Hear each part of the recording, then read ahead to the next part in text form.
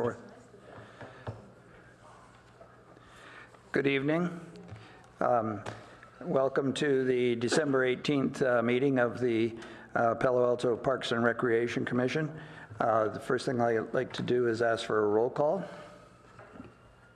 Commissioner Cripps? And I'll interrupt before I start.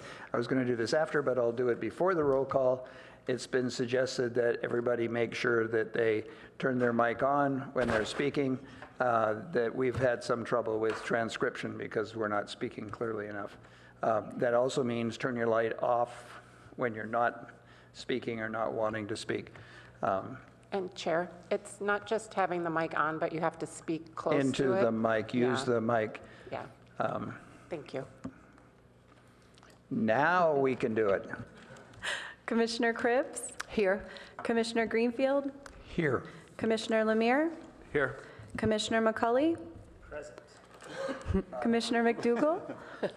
Here. Commissioner Moss? Here. Commissioner Rechtel? Here. Councilman Scharf?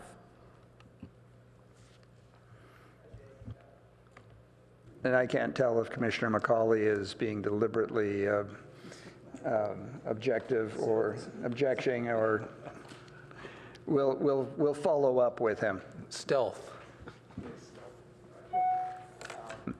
The agenda is available to everybody. Are there any changes, additions, requests, deletions? We don't seem to have a large audience of people that would cause me to want to change any of the order. If not, we'll continue with the agenda as published. And that gives us a chance for oral communications. I think there are people here with interest, but I don't have any cards for oral communications, so I would invite the department report. Thank you, Chair. Kristen O'Kane, Community Services. I have a couple of things to announce. The first is I wanted to let the commissioners know that last night the City Council did approve our contract amendment for the Cubberley Master Plan, and that is to include Greendale School and 525 San Antonio properties into the Cubberley Master Plan scope. And the school district Board of Education will be voting on the same item tonight, not the contract, but just the cost-sharing agreement between the school district and the city for that amendment. And then last week, as I'm assuming everyone knows, but I'll mention it anyways, is that council did approve the contract with Team Sheeper for operation of Rinconada Pool for a 5-year term, and that includes subcontracts with PASA, which is Palo Alto Stanford Aquatics, the youth swim team, and also Rinconada Masters. And then finally, I wanted to mention that Friday, December 28th, is our annual Senior New Year's Eve brunch. This is, like I said, Friday, December 28th from 10 a.m. to 1 p.m. at Mitchell Park Community Center. The 10th Avenue Band will be playing. They're an awesome band that has a great following. They're really fun. And tickets are on sale now for $10 at the 3 community centers and Avenidas, and also online at Eventbrite. And that's all we have today. Thank you. Are there any questions or comments? Could you just repeat the time of lunch, please? Sure. It's 10 a.m. to 1 p.m., and that's Friday, December 28th, which I understand is not New Year's Eve. But we find we have a better turnout if we don't do it in the middle of the, craziness of New Year's Eve.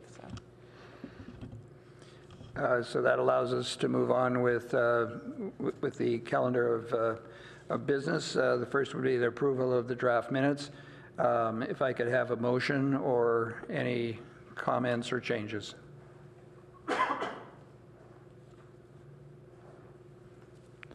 Does this say nobody read the I minutes? will move to approve the minutes as is. Thank you. I need a second. Second. Thank you. All in favor? Aye. Any opposed? Thank you. Next thing I'd like to do is invite Stephanie Douglas to provide the annual aquatics report. And I'll let her introduce her guest.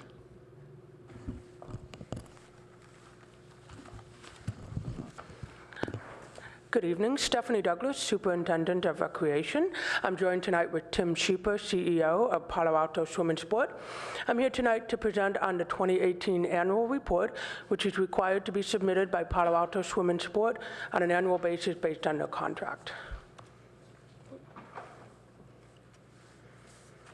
So I'll give a little background. We started working with Tim Schieper back in 2015 when we had a crisis with staffing and we needed to have some assistance with getting lifeguards, and that's when we first created a partnership with Tim Schieper. In 2017, we furthered that agreement by having Tim Schieper take over all of our aquatic operations, including lessons, swim plans, and lap swim and whatnot. And they offer swim lessons, aquatic camps, lap swim, open swim, and overseas contracts with Rinconada Masters and PASA. So what I did is, to kind of make it a little bit easier to digest the information that was provided in the annual report, I took a snapshot of the data between 2017 and 2018. So that time period is between August through October, because in the 2017 report, that was the information that was provided. So you'll notice in 2017, there were 146 resident monthly memberships, and in 2018, there were 212 resident monthly memberships. That is a 45% increase. In 2017, there were 2,771 resident drop-ins. In 2018, that number increased to 4,873. That is a 161% overall increase in drop-ins.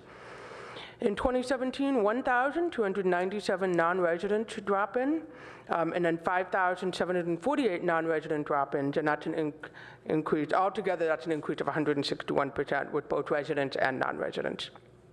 4,217 enrolled in swim lessons in 2017. That number did decrease a little bit to 3,205 in 2018, but you'll notice that there were more enrollments in the aquatics camps. So I think that might be the reason why we had a decrease in the swim lessons.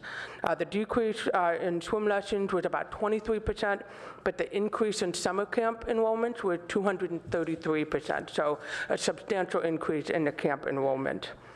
Overall, 84% of swim lesson respondents reported that they were extremely satisfied or satisfied with their swim lessons, and 96% of lap swimmers also reported they were satisfied or extremely satisfied with their lap swim experience.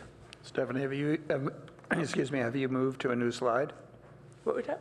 Have you moved on to a new slide? No, that information is just a side note. It's also in the report. So for 2019, Palo Alto Swim and Sport does have some goals that they'd like to achieve. Overall, they do want to increase lap swim, swim lessons, and swim camp opportunities. They want to add water exercise classes for adults, springboard diving for youth, and scuba diving certification for adults. So some kind of new innovative programs that we haven't offered in the past. They also want to expand operating hours and limit facility closures. Facility closures can happen for a number of reasons. Right now, we do have the JMG construction happening, and that's caused a couple of unexpected closures. So we're hoping to kind of curtail those in 2019. And then, most importantly, ensure continued safety of all programs, including subcontracted programs. And with that, you do have a copy of the report, but I also have Tim Schieper here who can answer any questions you may have pertaining to specific programs. I think before we go to commission questions, I do have one speaker card relative to this, and I'd like to give Jan Cole the opportunity to speak if she'd like.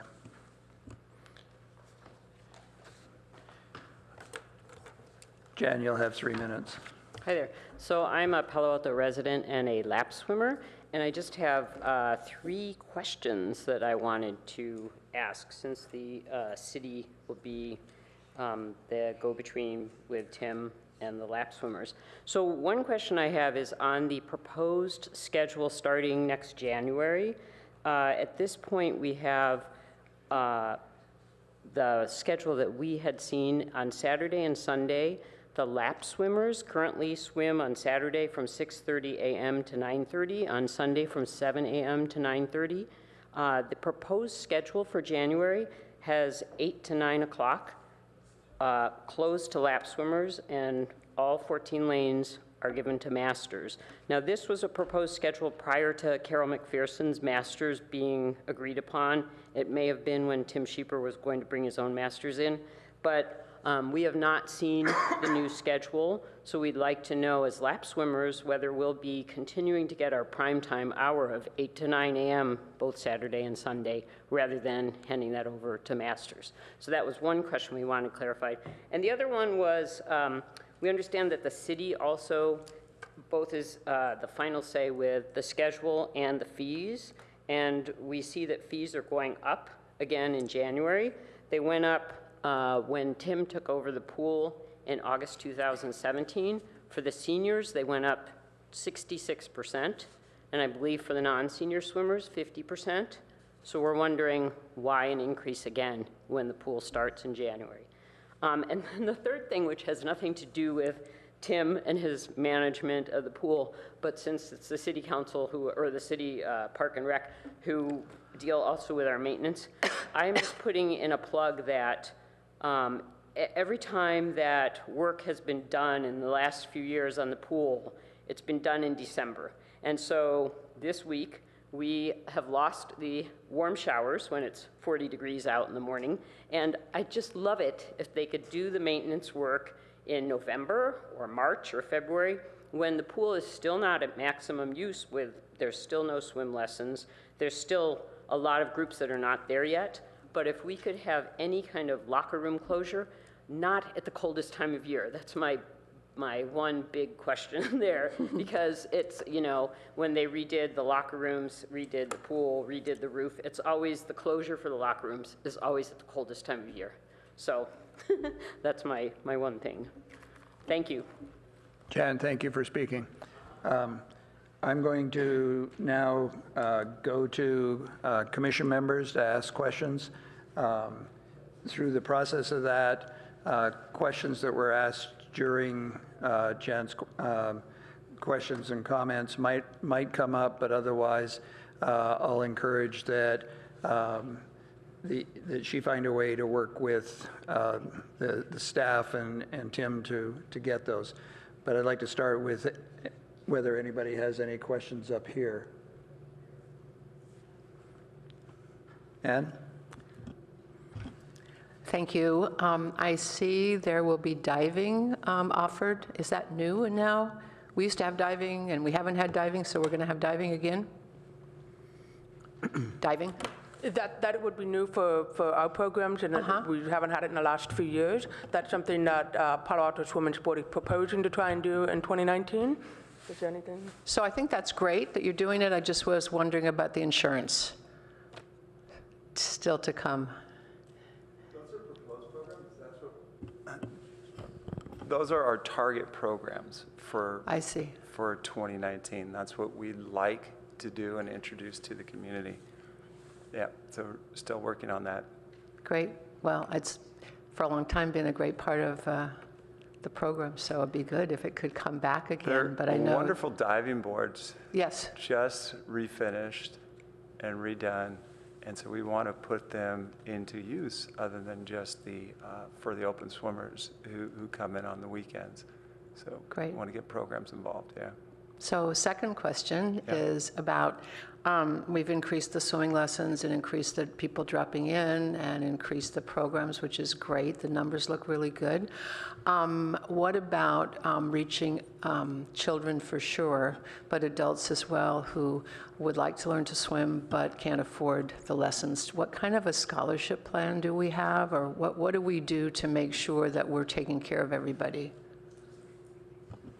So the city does have a financial plan, a scholarship plan, and if anybody's interested with that, they can contact me directly, and there's an application form to fill out. And then we do work with Palo Alto Swim and Sport to make sure that those scholarships are honored through their programs. And is it easy to find out?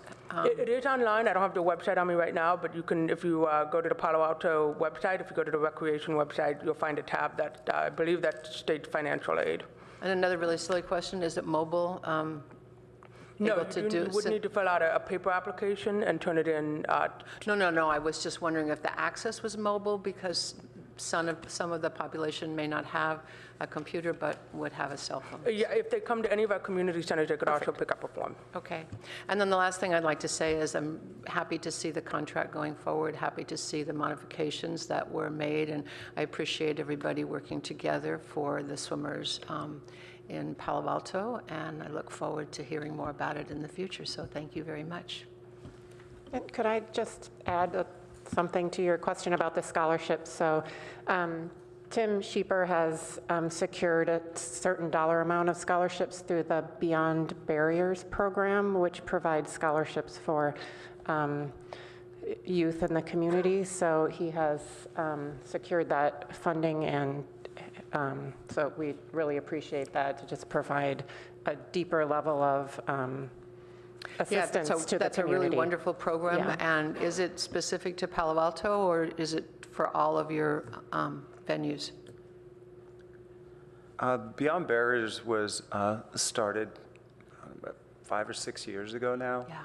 And it has grown, and we are able to, Beyond Barriers is able to scholarship lessons in Menlo Park, specifically at Bellhaven Pool.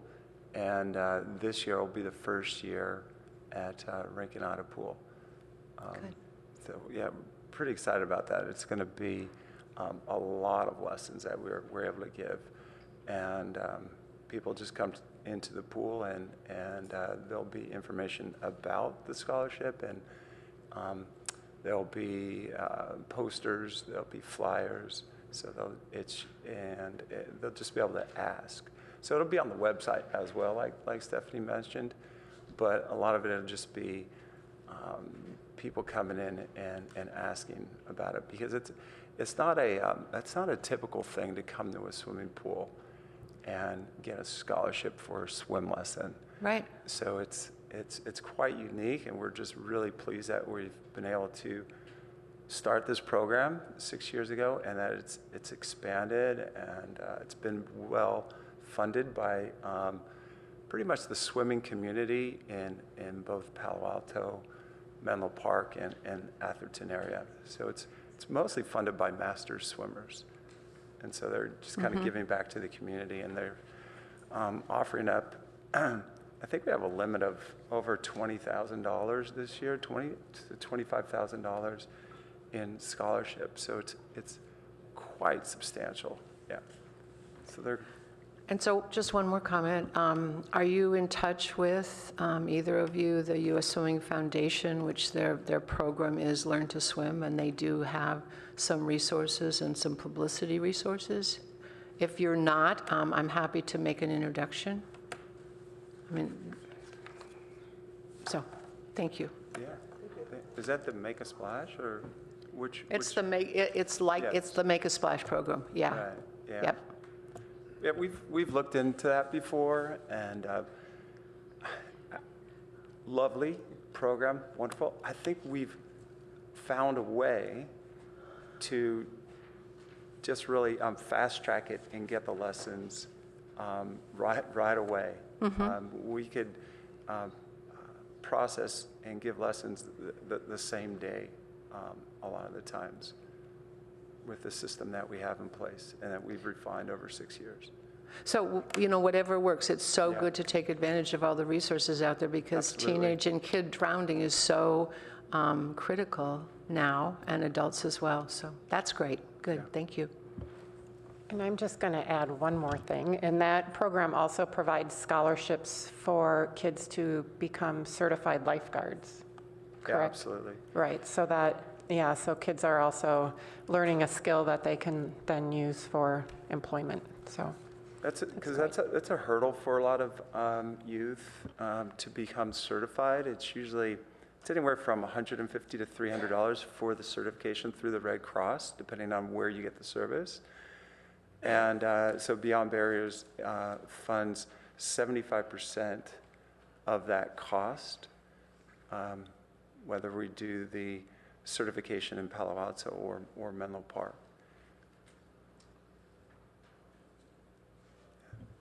David? Thank you, Ann. I want to echo Ann's comment. I'm so happy that the growth has been so successful.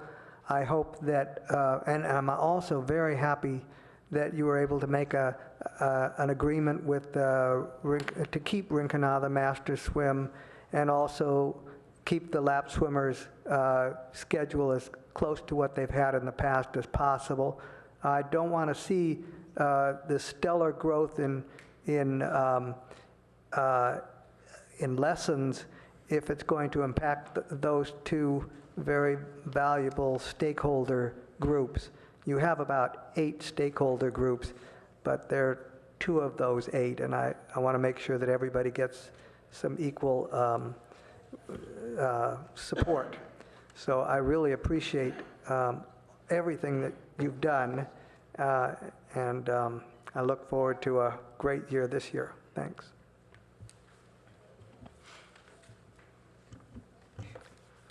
I want to echo the appreciation that I think the whole commission and the plurality of the whole community feels about the contract success that we've had and keeping Rinconada Masters, finding a way. So thank you. I'm glad we were able to make progress on that.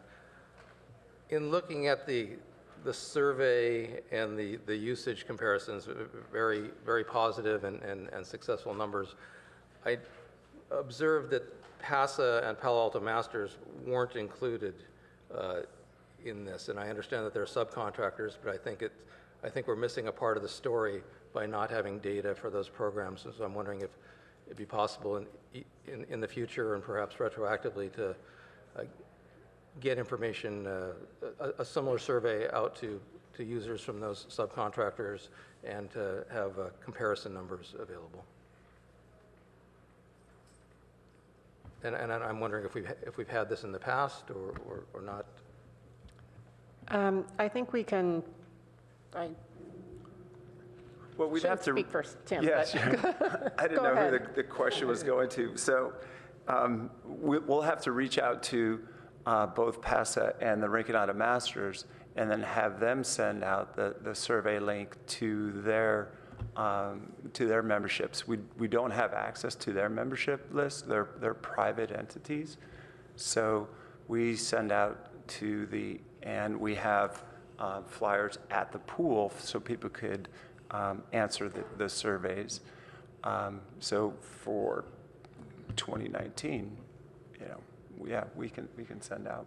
I understand you're providing Yeah. qualitative and quantitative data on the programs which you administer. That makes perfect sense. I just think it'd be great to get that number those numbers for the complete picture.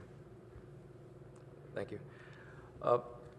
Also, I do have some questions about the schedule. I know that the last time the pool discussion came before the commission here, the only schedule we were seeing was January, and there were questions about the lane usage and the comparisons of what exists now versus what's coming. And so I'm curious. I share the concerns that we heard from the speaker to understand what kind of changes or what kind of status quo is going to be maintained.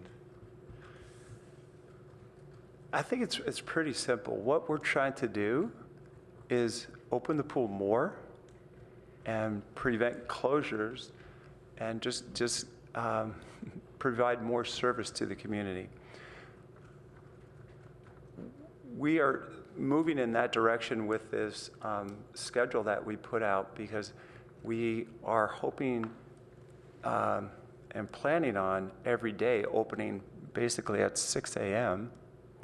and keeping the pool open until 4 p.m. without any closures. And then after PASA uses a pool, opening the pool once again for a few nights a week. What's happened prior to our operation is the pool had 3 openings and 3 closures per day, which is, it's difficult for the community to get a good handle on the schedule without looking at the schedule, so it's not intuitive. And it's also difficult to staff the schedule because we have to find a workforce who will work in short blocks of time in 3 hours or 2.5 hours, where there's a lot of individuals who need a 6 to an 8 hour, a full day shift. And so we're moving in that direction, and we hope that we can, at one point in time, just keep the pool open from 6 a.m. until 8:30, 9 p.m. if the demand is there. That's where we want to move into that direction. So this idea about just putting out the January schedule, we put that out because that was the request for a January schedule, and it seemed to cause a lot of not confusion, but a lot of concern that we're going to all of a sudden change the schedule or shorten the schedule. I think that's the assumption. Where contrary to that, we want to open the pool a lot more, and the concept is a shared usage of the pool as much of the time as possible, rather than exclusive usage of the pool, because it's large. It's 14 lanes, and so we are moving in that direction, and that was one of the big changes with the Rinconada Masters, that their leadership team was able to see and align with our values on that, and there's going to be a shared usage. And so it takes care of a lot of the concerns that we've had in the past. I do appreciate the desire to open the pool to to more of the community and increase usage as much as possible.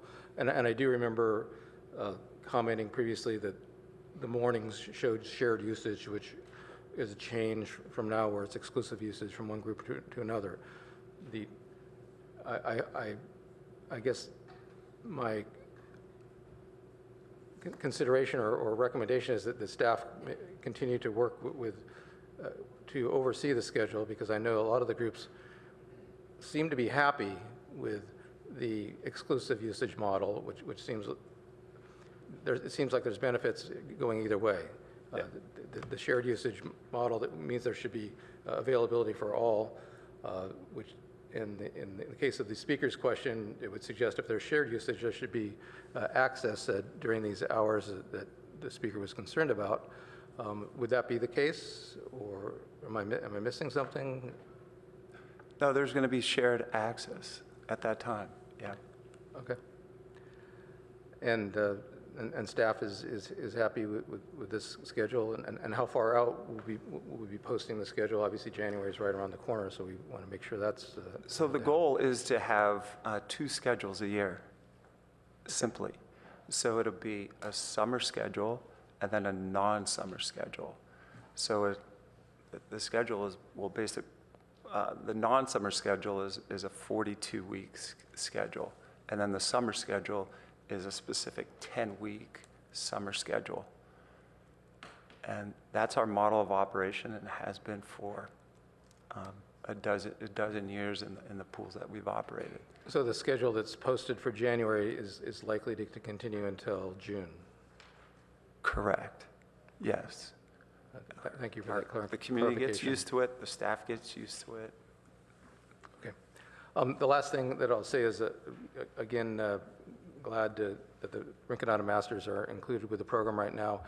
I know this is a trial basis, essentially, and I would like to know what the commission can do to help increase the likelihood of success, whether it's Commissioner Cribbs serving some sort of role as the commission liaison to the pool programs, or what we can do. And that's a question for staff or for you, Tim. I think hopefully we never have to even get to the point where we're meeting with Ms. Cribbs. And we had a great discussion meeting a few weeks back, now I think it's been, and it was just about it got to alignment of values and what our company values are. And once we were able to get both entities to see the values and the importance of them, I think we're going to turn the corner, and they've changed a little bit of their leadership model, so we have more of a point of contact. So it's going to really help us work through any challenges or any issues that may arise, but I don't foresee there being any issues. Great, thank you. And from staff's perspective, I think if, the commission, it's important if you hear anything out in the community, if you're noticing something related to aquatics, just let staff know. But I'm fairly confident that between Tim and his great staff and with our staff that, everything will run smoothly. But we would be, welcome to hear any feedback or comments that you hear from the community. So I would just say that it seems like that all of the parties are well on their way to making the agreements work. I don't think there's any need for me to be a liaison, although I appreciate your suggestion. I think that everybody is going to adhere to the contract, and I suspect that the next time you come back, it'll be great, and it will continue to be great. Everybody loves swimming, and everybody wants to see the pool utilized and open and lifeguarded and safe and have enough room for everybody. So that's how I'm thinking at this point. Keith? One clarification about the schedule. The speaker had said that one of the weekend days it was dedicated, all of the lanes were for the master swimmers, and you're saying that's not going to be the case. It's going to be split 50-50, or? So I'm trying to recall what that schedule is. We put it together, and it was proposed, and it was a while ago. But the clarification would be that when the Rinconada Masters are in the pool right now, they'll be using half of the pool. So the other half of the pool will then be open to the lap swim community. And that will allow us then to provide the safety staff, the lifeguarding for both the masters and the lap swims. Oh, that's very good. Right. Okay. That I think is a good strategy. I like the idea of splitting it 50-50 because if it's 100%, then now 100% masters, the lap swimmers are kicked out of the pool, and I'd rather have them 50-50. I think that's more convenient for everybody. Right. Okay, thank you. Stephanie, can we go back a couple slides to where we had those numbers? Okay, yes, those are impressive. Some of the changes, for example, the residence drop-ins on the second bullet, that's a big increase. Do we know why that occurred? Did we do better marketing? Or did people just fall in love with swimming? We're opening the pool more. It's just the longer hours. Yeah, there's Okay. more availability. And also, if you look at the number, we about doubled residents, but we tripled, or maybe even a factor of 4 in the non-residents. Do you know why that is? Of non-residents? Yeah, we saw a big increase in non-residents. Is it people coming from Menlo, or is it? Well, no, basically, the way your pools are used is your big pool, your competition pool, is used mainly by residents, by lap swimmers and master swimmers and people using the pool for fitness. Your play pool, your warm pool, is used mostly by non-residents coming in. So. And do we know where these non-residents are coming from? Are they coming from Menlo or EPA? These non-residents? Yeah. I would say they're not coming from Menlo. I don't know where they are exactly coming from, but my assumption would be. San Francisco to San Jose. Yeah. Everywhere, okay. And so now then the fourth bullet there, the swim lessons, we went down. Did we offer less swim lessons, or was it just we didn't get as much enrollment in the swim lessons? Those 354 kids in camps also get one swim lesson per day. So that's an additional 1,800 swim lessons that were given. So if you put that into the total, we're reaching up to 11,000 lessons that we've provided this past year. So that's not shown in that, but it's within that 354 campers. So you think that the aquatics camps cannibalize some of the swim lessons? Is that why? You could look at it that way, or it embellished the swim lessons. Okay. Too. So when we offered the swim lessons, did we have empty spots, or were they pretty well full? In my opinion, the swim lessons will never fill. We just try to hire and staff and train more instructors so that we can meet the demand. Okay. But this last year, you were happy with the offerings? Did we pare back the offerings, or did we find? We didn't pare back, no. Okay. So I'm just looking at the difference between 42 and 32. Yeah. And just,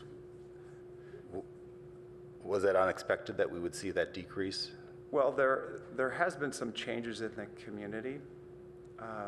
And so these are just assumptions, being a social scientist and an operator. But there was a decline in swim schools in general in the area.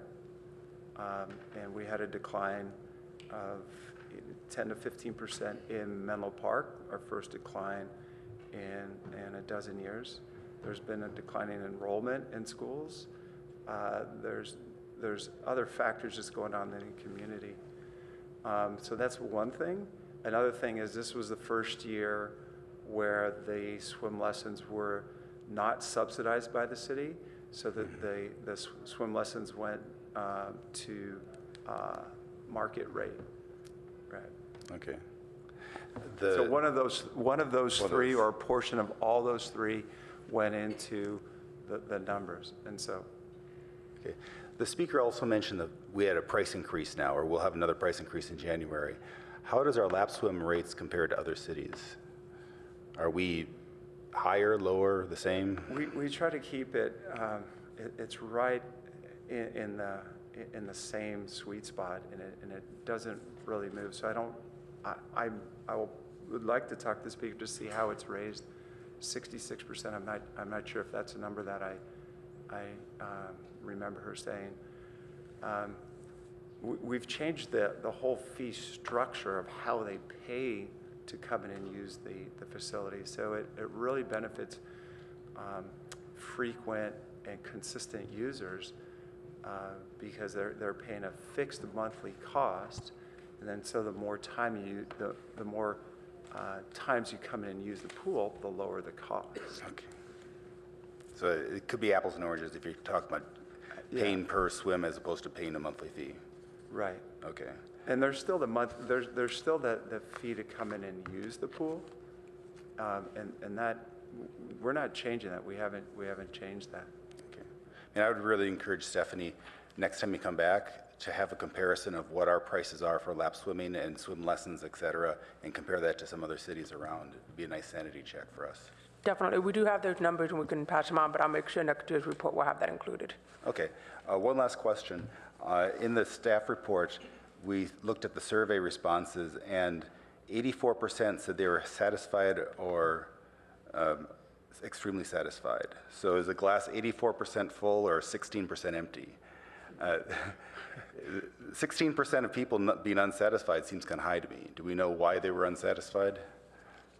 In which? This is swim lessons. In swim lessons. Do we know why people were unsatisfied? I don't think it's. There's 5 categories that they can go in, and so.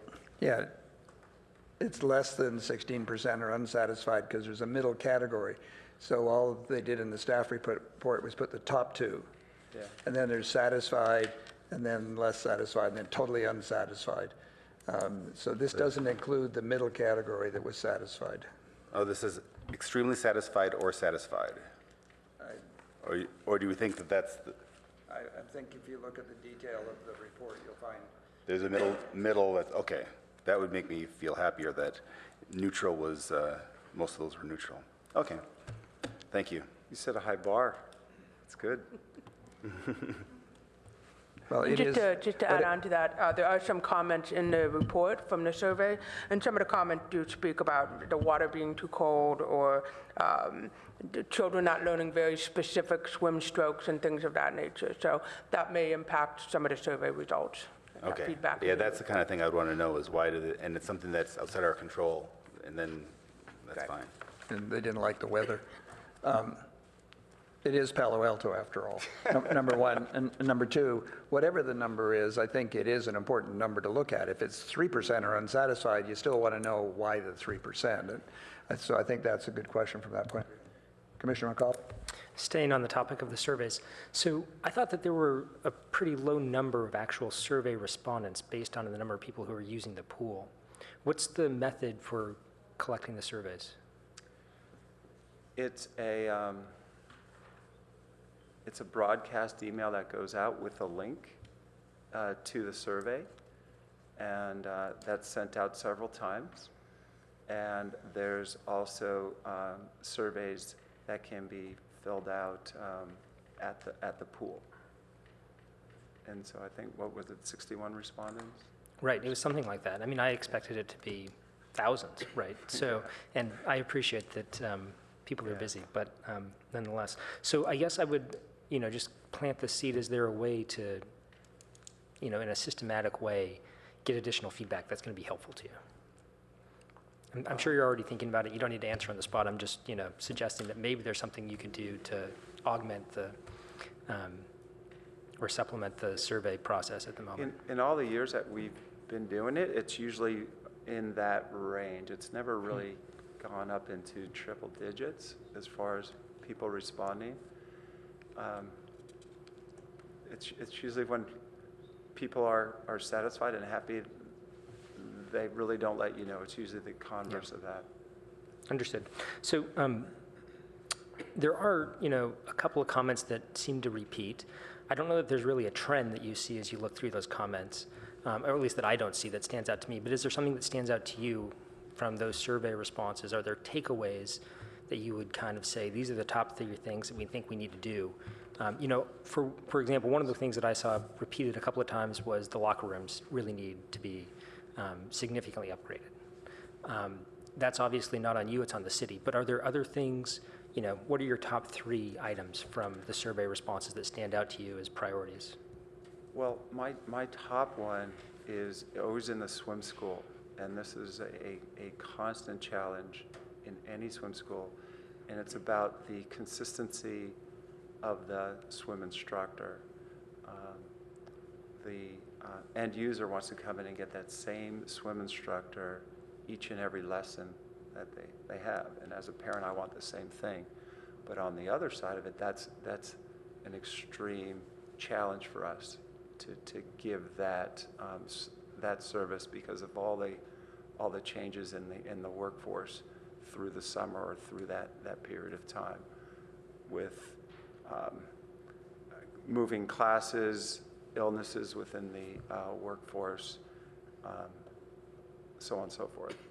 Yeah, but that's the number one thing that always gets me, and it's always the second thing is ease of registration, and so we're constantly working on streamlining what it takes the end user to first engage with us, learn the program and what we're offering, and then get them registered into a class. So it's this really complex puzzle that we're trying to really simplify and make real quick and easy for the end user. And so we're constantly working on that. So those are the top 2 things. Fair enough. Okay, excellent. So on the revenue numbers, and I think this is really a question for Stephanie, can you give us a comparison of net impact to the city from when the city was running the pool to now with Team Sheeper, right? So this year we're going to have going to the city 6,000, well, as of October 31st, $6,422, right? I think it was the case when the city was running the pool that we were in the red rather than being in the black at all. But maybe you can kind of put a little bit of color on what that So circumstance you mean looks from like. a financial standpoint? Yeah. Between when Palo Alto Swimming Sport versus when the city Right. was doing, I don't have exact figures, but since we're not paying labor costs, we're not paying the overhead, really the only cost to the city is maintaining the pool. And that cost, I don't have the exact figures, but it is substantially less, so there is significant savings for the city. Kristen, I don't know if you have any other. We included that in our presentation to council last Monday. I can try and pull it up, or I can just forward you the commissioner link. 140,000. Thank you. What did you say, Tim? It was a savings of 140,000 for the city of Palo Alto. That's the number that I was going to use Jim Keene. from that report. For that, yes. Okay, thanks. That's helpful to know. You know, I think that it's probably always important when you think about these reports to include, you know, what's the comparison for the city, right? Obviously, there's lots of different considerations that go into a public-private partnership like this one, but I think that the bottom line cost is one of the things to have in mind and consider, particularly when I think it's CSD's unanimous view that we have better service today than we did when we were trying to operate it ourselves. Relatedly, on the note of potential improvements for this sort of report in the future, I appreciate, you know, the sort of checklist that's in, I think, the contract for what Tim's annual report should look like. And I also appreciate very much you doing the year-over-year comparison. We're going to continue to compile more and more data, and it's, I think, very helpful in this report itself to see those year-over-year comparisons, and hopefully growth in programs year-over-year, but where there isn't growth, that we can kind of quickly identify it and understand where there might be areas for rethinking a program or perhaps kind of rededicating resources towards an initiative that we think is important. I think it would also be important to include, to the extent we have data that is comparable, information about when the city operated the pool, so that, again, we have kind of a complete perspective. So if you had numbers from 2015 or 2016 when the city was operating the pool, and then we can kind of see the continuum. And again, hopefully, I think, you know, everyone here is telling us that things are much better than they used to be, which is great. But it would be helpful, and I think put everything in context to actually have those numbers laid out. So then the last item for me, and everyone else has noted this, and congratulations again on the new contract with the city. Congratulations as well on the, I think, favorable resolution of the issue with Rinconada Masters. To be very candid, there's a little bit of dissonance between at least what I've heard and I think what the other commission members have heard in the past 2 months about the situation with the contract versus what we're hearing tonight, which is that everything is going really well. Chairman McDougall touched on this at the October Parks and Recreation Commission meeting. I think that there's probably a lot of work to do in order to rebuild trust within the Masters community, and I hope that you would continue to do that. I don't know if there's any particular mechanism, but this actually I think goes to the speaker's comment as well. If there were a mechanism for regular feedback, and I don't know if you have a little advisory committee that includes PASA and Rinconada Masters and a representative or two from the lap swim community, but I think that would be great. And I think it would be hopefully a means by which you can both promote communication on a very regular basis and also kind of have something tangible to say that you're working hard to rebuild that trust with these different constituencies. I don't know if you have thoughts on that, but I'd be interested to hear your thoughts.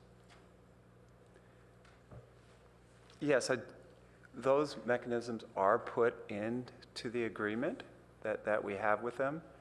And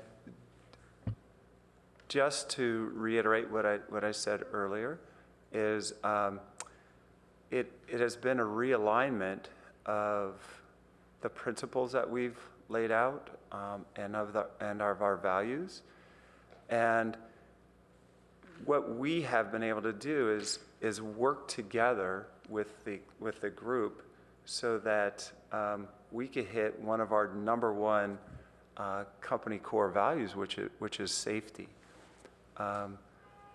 We have now taken on the role as the safety provider when the masters are in the pool, which was the big challenge and the hurdle that we were unable to overcome. And then moving forward, we have a point of contact, a single point of contact with the Rinconada Masters, where we can work through any issues that may arise as we work towards the long-term agreement for them. Yeah, and I appreciate that you have, appointed folks to kind of help in the communication realm when you have an issue that arises. I guess what I'm suggesting is that I think it would be helpful if you were proactively, meeting once a month or once every other month with your different constituencies, so that it's not only, issues that you always hear about or problems that you always hear about in trying to put out fires, but rather that there's hopefully, goodwill that's generated through that regular sort of communication, folks feeling as though they're kept in the loop, and that, people aren't surprised by changes and adjustments that happen at the pool. And if you already have that, that's great. If not, 100% agree, 100% agree, yes. Commissioner Lemaire? Okay. I appreciate all of previous comments by the commissioners, and just have a couple questions.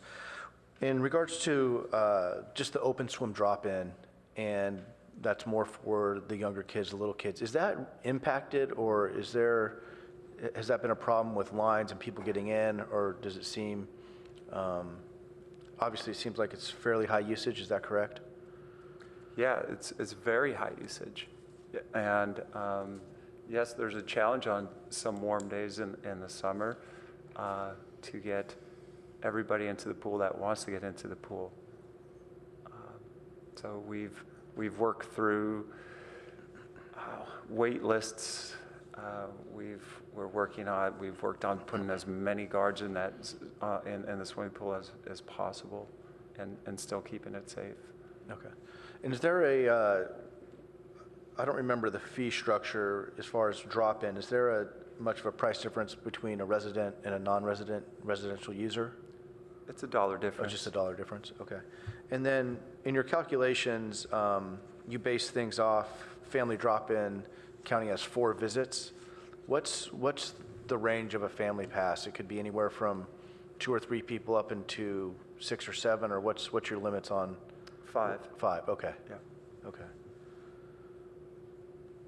And then just as an aside, the calculations for drop-in for July for the non-residents is not calculated correctly, I believe. So the non-resident number should be higher.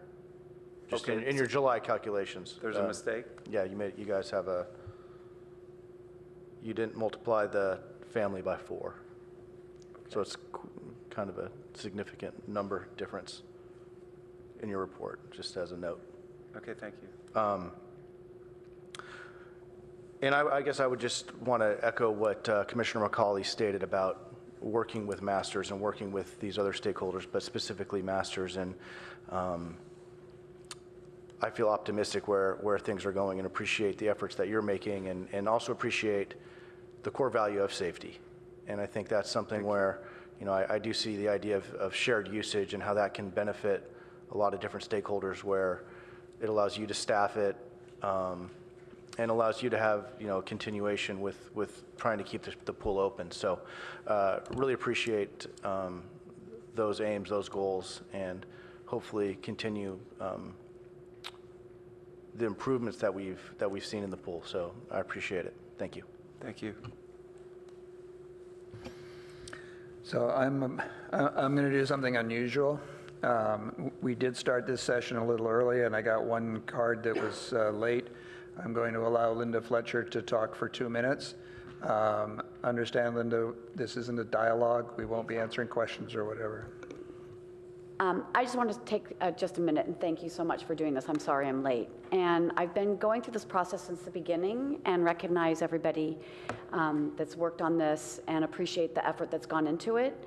And I just want to make sure on a meeting that we're checking in. I am a lap swimmer and have been a lap swimmer for my entire life and using the pool. And the scheduling, there needs to be continued conversations about the scheduling, because sharing lanes, and it sounds great adding hours, but those hours aren't necessarily times when people are able to use the pool. And a master's program is a synchronized program. It's a workout, and a lap swimming program is completely different. And so there just needs to be dialogue. I appreciate what you said. I agree wholeheartedly that stakeholders do need to be in an open conversation. And I do want to recognize one person, and she's here. One of the continued comments that's come up through this process has been communication. And one person has really, really helped with the pool, and that's Marla. She has been an outstanding contact person that the lap swimmers have been able to go to. We tell her things, and she is on it immediately. And I just want to make sure that she's recognized tonight. Really appreciate that. And I'm hoping that the communication continues, and the hard work that has gone into this whole process pays off with us being able to really continually use this community gem. And thank you for your time. Thank you again for doing that. Linda, thank you. So I'd just like to wrap up with some comments. It seems that as much as any commission or division within the city, we're dealing in what I have described before as a scarce and valuable resource, and the allocation of that and protection of that scarce and valuable resource.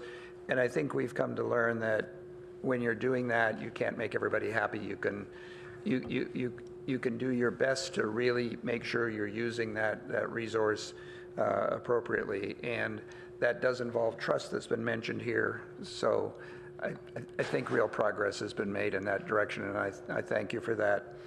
In terms of the report, you've heard all sorts of comments about the granularity, including PASA, including masters.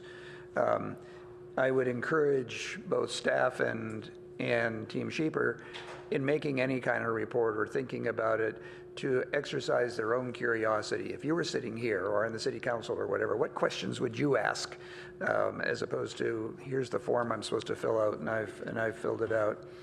Last thing I want to do is, of course, everybody has thanked Tim Schiefer for doing this.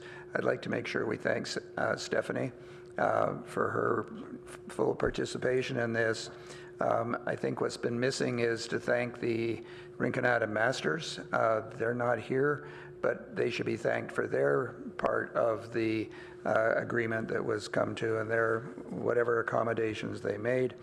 And then I'd like to also make sure that both Jasmine and particularly Kristen, I think Kristen lost a couple of weeks of her life in working on this, and I think it's important that we recognize that city staff and management has worked really hard to make all this work. So good effort on Team Swim here that involves everybody. Thank you very much. Welcome. Thanks. Yeah. Tim, if you'd like to make a last comment, yeah, you can, or you can escape. Can't top that. That was good. Thank you, Don. Yes.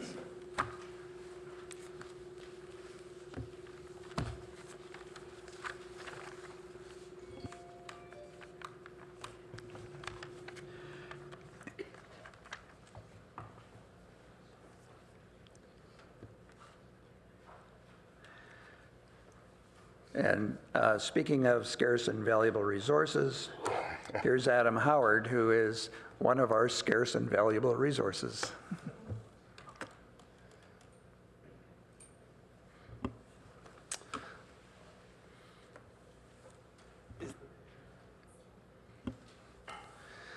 Good evening, Adam Howard, Senior Community Services Manager with the Community Services Department, and I'm here to obtain some feedback from you about the preliminary design of designated pickleball space.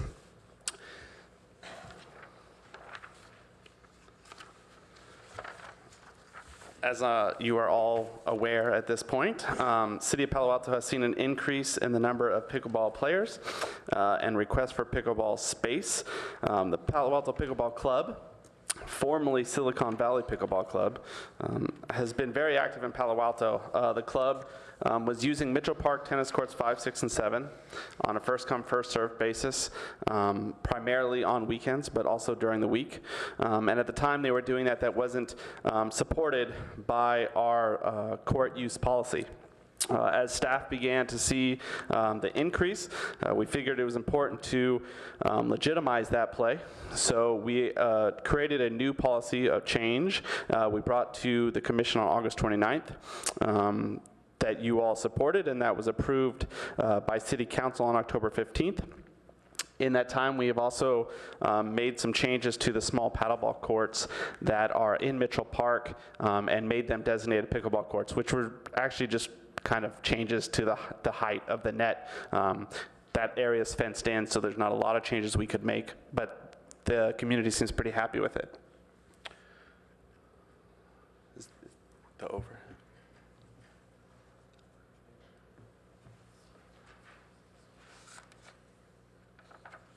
Sorry, one moment.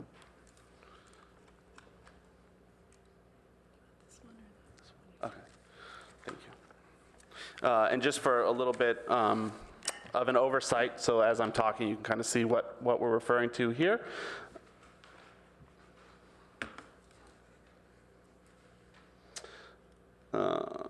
The area in the top left was small paddleball courts that, again, are now designated pickleball courts.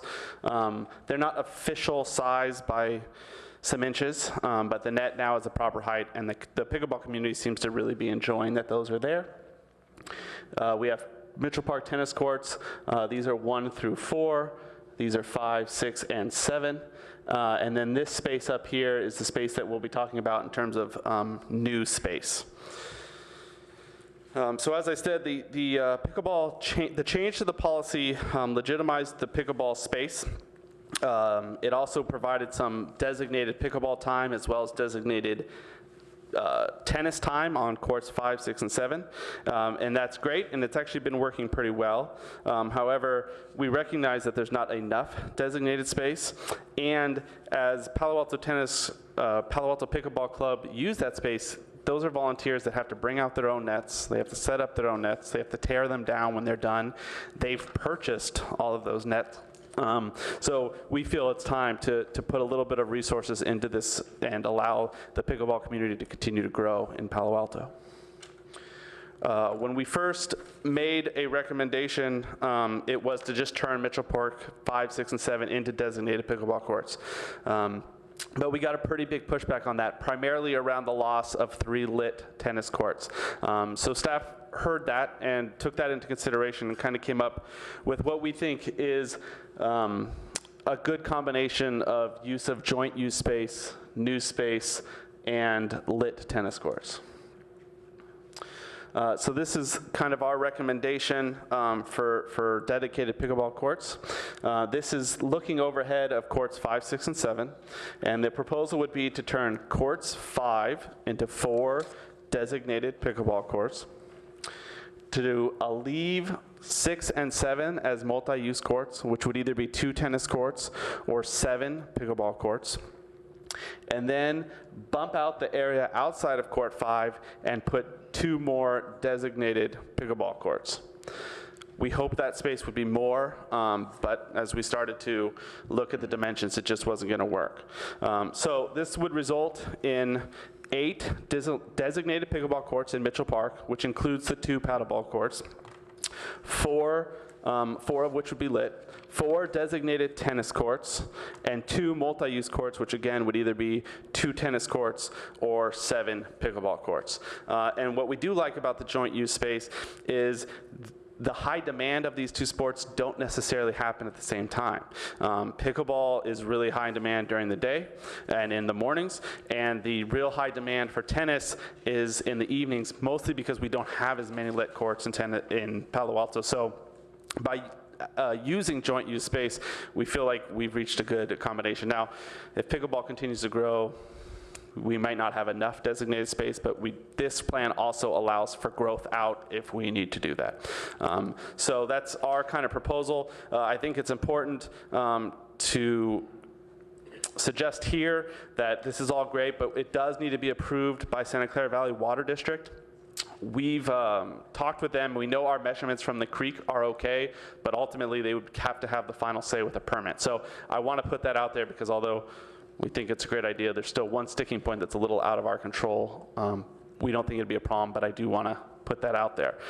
So I'll open it up for comment. Before we go to the commission for comment, we have two cards. The first one was Andy Reid.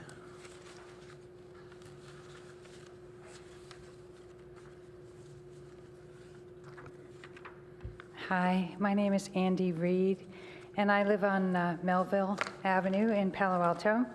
Thank you for your service as Park and Rec Commissioners. A friend got me to try pickleball a few years ago, and I actually got the ball over the net, which was a revelation. I have never played ball sports before, but once I got started, I never looked back. And when I heard there were pickleball games at Mitchell Park a couple years ago, I ran over there, and it was an opportunity to just walk on the court. Monica and Eric and Marie and many others would just help us out by giving us pointers and then throw you into a game and see how it goes. And if you stuck around long enough, you got to learn how to set up the nets and tear them down. A couple years have gone by. Pickleball can be learned very quickly, at least enough to have a good time. It's really hard to get good at, which makes it the perfect sport. It's fun and challenging. As the sport has grown, we've continued to buy nets and set them up and tear them down, which is quite an operation. I am currently on injured reserve, which means I can't play for a while. And I really miss the socializing, the physical exercise, the challenge, and the pure fun. As I'm sure staff has determined, and I appreciate your hard work, the sport is already very popular and still growing.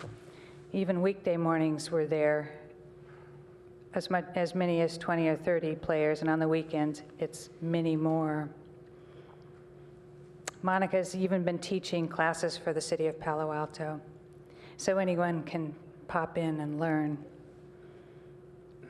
It would benefit the city of Palo Alto to provide permanent courts for our pickleball players. So thank you for finding a way to share the courts and consider permanent courts for pickleball. Thanks. Thank you, Andy. Monica?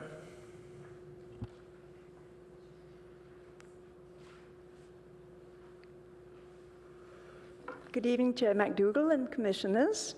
I'm Monica Williams, President of the Palo Alto Pickleball Club. On behalf of the more than 400 members of the club, and I'm sure you've heard from many of them because they couldn't come tonight, we strongly encourage you to go ahead with Adam's proposal to install 6 permanent pickleball courts at Mitchell Park. We appreciate all the hard work and staff time that's gone into this project. Thank you very much. Thank you. I would add, by the way, that Monica's correct. My inbox is full. And there was well over 20, 25 letters that were supportive of the proposal. And to be fair, there was one proposal that simply suggested we should just stripe and set up to share all the courts as a different proposal. But I'll encourage questions, comments, and I'll start with Commissioner Lemaire this time. Just a couple quick questions, Adam. Appreciate all your hard work with this. In regards to the paddleball courts, what are the difference between the paddleball court and the pickleball? It's just the size of the net, or? The height of the net is the difference, and the spacing that they currently have isn't as wide as they would need to be an official court. I think we went with 6 inches between the 2 and 6 inches to the fences, and ideally you would be much further than that. And so it's still usable as a paddleball court? Correct. For the, I don't Yeah, know how they many would still be paddleball able to do users that. we have, but it's still usable by those that. Correct, that and want. before we actually did this, I did put signage out for a month and a half, just saying if these changes would impact your current use, to let us know, and no one contacted us. And then as far as with putting a permanent space at Mitchell Park and doing new construction, have we studied other parks, or is this something that is through the fact that the pickleball players have been there, and so this is the best place for them, or is it the best place for the city and the best use of all of our parks to do this new construction and to make these courts permanent at Mitchell Park? As opposed to Thank you for that, because I should have clarified. I did look, we started at Mitchell because they were there, but I really opened it to every park. And there's some just unique factors. Is one, it is a very social game, and 100 people will show up to play, and so there's only so many places that we have that could handle the parking for that. And it is a little bit noisier than tennis, so keeping it away from residents. I looked at all the parks. I looked at blank spaces. I looked at other tennis courts. We just keep coming back to this as being the best location for the city and for the pickleballers. Okay. My last comment, it would be that I did speak to someone who lives on my street, and he is a tennis player. And previously he had been very outspoken against the pickleball players, but he likes to play in the morning, and apparently he struck up a friendship with someone in the pickleball community, and they have figured out how to share the space and get along. And so I was very heartened by that, and thought I would share that with you and with the people here. I just think that's, if people can communicate and talk and figure things out, hopefully we can figure out better ways to use our facilities and to share all of our facilities so that people can, everyone can use them. Thank you. Commissioner McCauley? To dovetail on Jeff's question just a little bit, and I appreciate that you did kind of an audit of all the different parks and places where you might put in pickleball courts. And I also totally appreciate your point, which is that this is a very social game. Folks want to be together, and you want to have critical mass, and so you wouldn't necessarily have a pickleball court in every park or every place where you have tennis courts. That said, I think that one of our comprehensive plan goals, right, is to make sure that we have park resources and amenities distributed throughout the park system, not only so that it is convenient for people, but also so that we reduce, commute trips to different locations and things of that nature. So appreciating that this is the right solution for the moment, and I think you're probably right that it is, I would definitely encourage you to continue thinking about other places. And if it is the case that you have to have so many courts, so many pickleball courts, in order to have any pickleball courts, then I think that would be, kind of self-defeating in a sense for the pickleball community, frankly. I think it would be great if we had neighborhood pickleball communities instead of having just one at Mitchell Park, for example, right? So I don't know if you have any thoughts on that, but. I agree with you. I've only kind of started, I started those conversations just because I kind of had the same thought process, like should we be spreading our resources around? And really what I heard is that the social aspect of this game is really important to the pickleball players, and to have like two courts in a park, they might not get used because ultimately it's a group gathering activity, and although maybe it would get used, it wouldn't get used the way pickleball is designed to be used. That was the feedback I received. Okay, fair enough. And could I add a little bit to that, is there's other factors like noise. I mean, pickleball is a bit of a noisy sport compared to tennis and parking. It requires different things than tennis courts. So to put it in a neighborhood park where there's houses around probably would be too disruptive. So with respect to the timeline for converting some of the courts over to be dedicated to pickleball and conversion of courts 6 and 7 so that they have the ability for mixed use, and then the expansion into that new area along the creek, what do you have in mind? what is your expected timing? So we'd have to look into a little further, because the restriping and the designation of court 5 actually, and 5, 6, and 7, all that work could be done really quickly, because those courts are actually, we're waiting to resurface them, so we made sure we knew what we were doing. So it's, I mean, that could happen real weeks, I mean months maybe, because we'd have to schedule it. But what we don't know is whether whoever we bid this out to would rather say we need to do it all at once because, you know, we're going to trample over the new courts, or no, we'll do the 3 courts and we'll come in and do that separately. If they need to do it all together, that pushes it out a little bit. I'm not going to say years, 6 months, something of that nature. But we just don't know if someone's going to need to bid that together or could do it separately.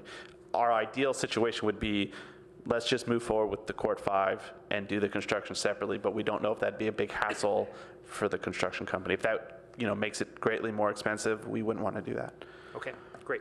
And I presume that you already have the funding secured for all of this work? Is that right? Yeah, we actually feel pretty strongly that this basic design could be absorbed into the contract that we already have in place through savings that we've already incurred, and because the other courts were already going to get done. So this basic design, we do feel like we would already have the funding. I say basic design because there is conversation with the pickleball community that they'd love to see some bleachers or some storage. And the conversation has been, well, they're willing to fundraise to do those things so that we wouldn't necessarily be the ones paying for it, but we still have to finalize the plans a little bit. Great, thank you again. Commissioner Rectal? Okay. Can you move to the next page on the path forward? Yeah, there we go. Keep on going, the next steps. Okay. And to follow up with what Ryan was saying, when I look at this, these will all look reasonable, but for example, whenever you have stakeholders involved and create public outreach, that could be really time sinks. So when you talked about talking with the construction people and figuring out how long to schedule them, how much would those other tasks slow down the process? So not much. So actually 2 is to finish the feasibility. That's been done. It just wasn't at the time that I had to turn it in. And what we were looking for is in writing that we knew the setback from the creek. So technically 2 is already completed. 1 is an ongoing thing. Actually, just ever since we changed the policy, I want to see how that's working. The finish of design is pretty basic. That's if, the idea of a social gathering spot, storage, what direction they actually want the course to face, which is more of a preference than anything else. So really, Darren might be able to help me with the Santa Clara Valley. I don't know how long that approval would take to get from the district. And then the outreach would be more about informing what we've done, because this plan has come from the outreach we've already done. So I don't know that we'd want to be doing a lot more about getting input as much as communicating to the public what we've decided on. So, when I look at this list, I think there's no way we're going to get done in 6 months. Is there anything that we can do to speed up the process? Is there? If I could chime in, Adam, to our favor is we've had 2 recent projects in that same area, and I say that relative to the water district permit requirements. So both the Magical Bridge Playground and the bridge itself were replaced in the last 3 years, and there was almost no process where we needed to reach out to them. But wanting to make sure nothing popped up to the last moment, we reached out to the district, and they said, well, probably going to need this permit. So it's not guaranteed we need it, but I feel like it'll be a faster process than our normal, like golf course or other permits that you're thinking about. I do not believe it'll be along those scales. I think it'll go faster. I think one thing this is missing, unfortunately, it adds to the list rather than taking away, is that we'll need a park improvement ordinance. So we'll have to have drawings to share. The attorney puts that together. We come back to the Parks and Recreation Commission. They recommend that to council, and council adopts that PIO, Park Improvement Ordinance. In that ordinance, it would not only have all the amendments we're making to the courts themselves in that new area, but also if we're going to do a little meeting area, that would have to be drawn out and specified exactly what we're putting there, since it'd be a change of the use of the park. Typically, the PIO's process, since we already have a good deal of this already drawn up, the public process is fairly evolved, I think. I'm thinking if we get fortunate timing with the city attorney's office and they're available, probably get a 3-month turnaround on that. So yeah, 6 months to maybe 9 months on the fast end is viable. Yeah, I know when we did the batting cages down in Baylands, the planning process, from the time they submitted it to the planning division and have them churn through it and they had some objections and they had to iterate on that, it took forever. That's true. Once, we'll have to check with planning to see if they foresee an architectural or staff level review from the ARB, the Architectural Review Board. That one's sort of an unknown. We'll have to do a little more outreach. You're right. So it's probably prudent to, 6 to 9 months is the fast route, and potentially, as you know from prior experience, it can go longer depending on where we get hung up. But both Adam and I and Kristen are savvy now with enough experience that we can help shepherd it through, I think, a little faster. At least we'll give it our best effort. Okay, and the PIO, we have to vote on it, then it goes to council, and then we can't start construction till the second reading?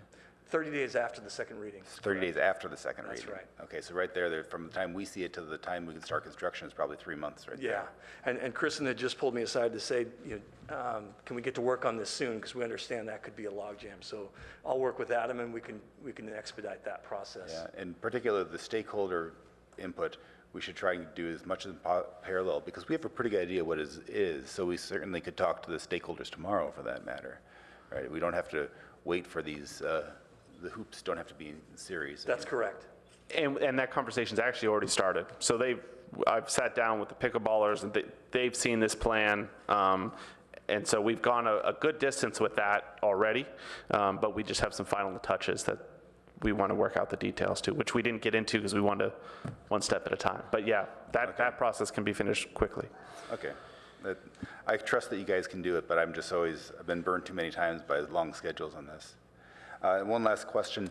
Last time the pickleball was here, there were some questions about the safety on the paddleball courts, about the fence and the posts not being in the optimal position. Are we going to do anything about that, or are we just going to say good enough? So actually, when we resurfaced, we relocated the poles. Oh, you did? So that's no longer an issue. I mean, they're still closer to the fence they'd like to be, but by moving the poles, we've alleviated some of that concern. Okay. And we don't have any plans on moving the fences at all, or that's just? No, there's too many restrictions in the area that wouldn't allow us to do it. There's electrical and something else that runs all along those areas. Okay. Okay, thank you. Commissioner Greenfield?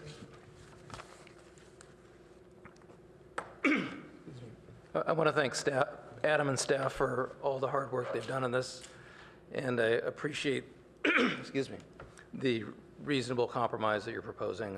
I think it is very viable and is the best choice that we can come up with. I also appreciate the comments and questions from Commissioners Lemaire and McCauley. I want to further that Adam's had practice answering these questions, having spent a lot of time with him and the park and facility use policy ad hoc. We've asked these questions and many more, and I want to reassure the commission that this has been well vetted. I do like the plan for just adding 2 courts. We know we were trying to squeeze 3 in, but I like the availability of increasing the green space that will be surrounding the courts for a gathering place, potentially for tables or for storage, as has been discussed. As we reach out to the water district, I don't know if there's any discussion about trees placement and species, but that would be appropriate to discuss with them in that strip area, but it'd be nice to shade that. Probably want deciduous trees to limit the leaves that go on the courts and into the creek area, but it seems like that would be an opportunity, and I don't know if this is something that needs to be vetted with the water district. Other than that, one more question we had raised before is the numbering of the courts, and as we dedicate Court 5, take it away from being a tennis court. I think we need to consider how to renumber the courts to maintain some sanity. and maybe you have a T for tennis court and a P for pickleball court or an M for mixed use court. I don't know. But I think it is something that we should consider, and now is probably the time to be moving on that. Beyond that, I know the pickleball community will be hoping that the contractor will be okay with a two-step process so we can get Court 5 converted as quickly as possible, and keep up the great work. Thank you. Commissioner Moss? I want to echo some of the other commissioners in saying that this is a great opportunity. And I was wondering more specifically what was wrong with the Cubberley tennis courts. Was it because they were too close to the house, or because you could put up a sound wall on two sides if that was necessary? But anyway, if you could answer that question real quick. Sure. So there's a couple issues with Cubberley. One is it is much closer to the residents, so the noise issue was a concern.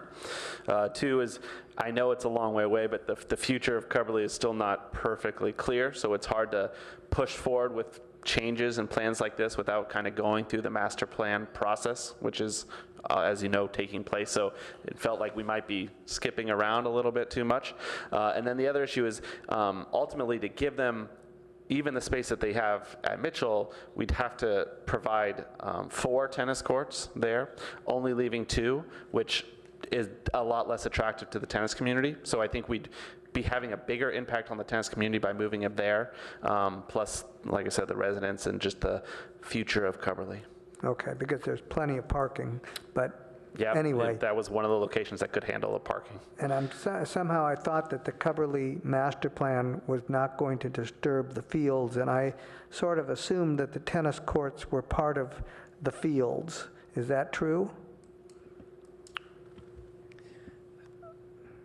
They're part of the outdoor recreation area, but pickleball is something that we've been hearing through the master planning process, so there is a possibility for finding the right space within the master plan, so it's still being discussed, but it's something we have heard.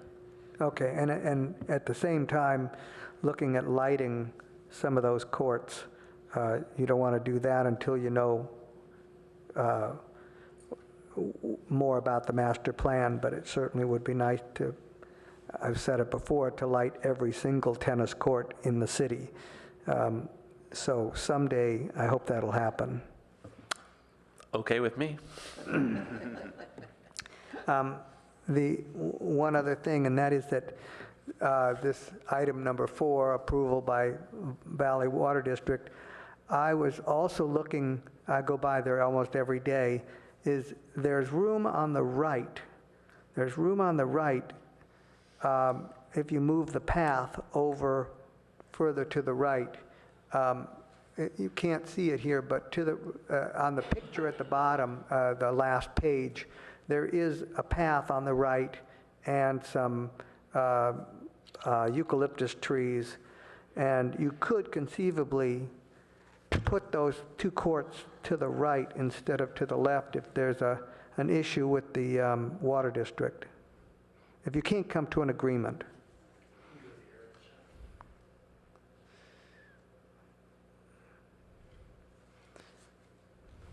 See, right down to the right of Court 7, there's quite a bit of space there if you move the path, and there's nothing really there except for some eucalyptus trees. And so if push came to shove and you couldn't get an agreement in a timely fashion with the water district, you might want to look at that to the right of Court 7.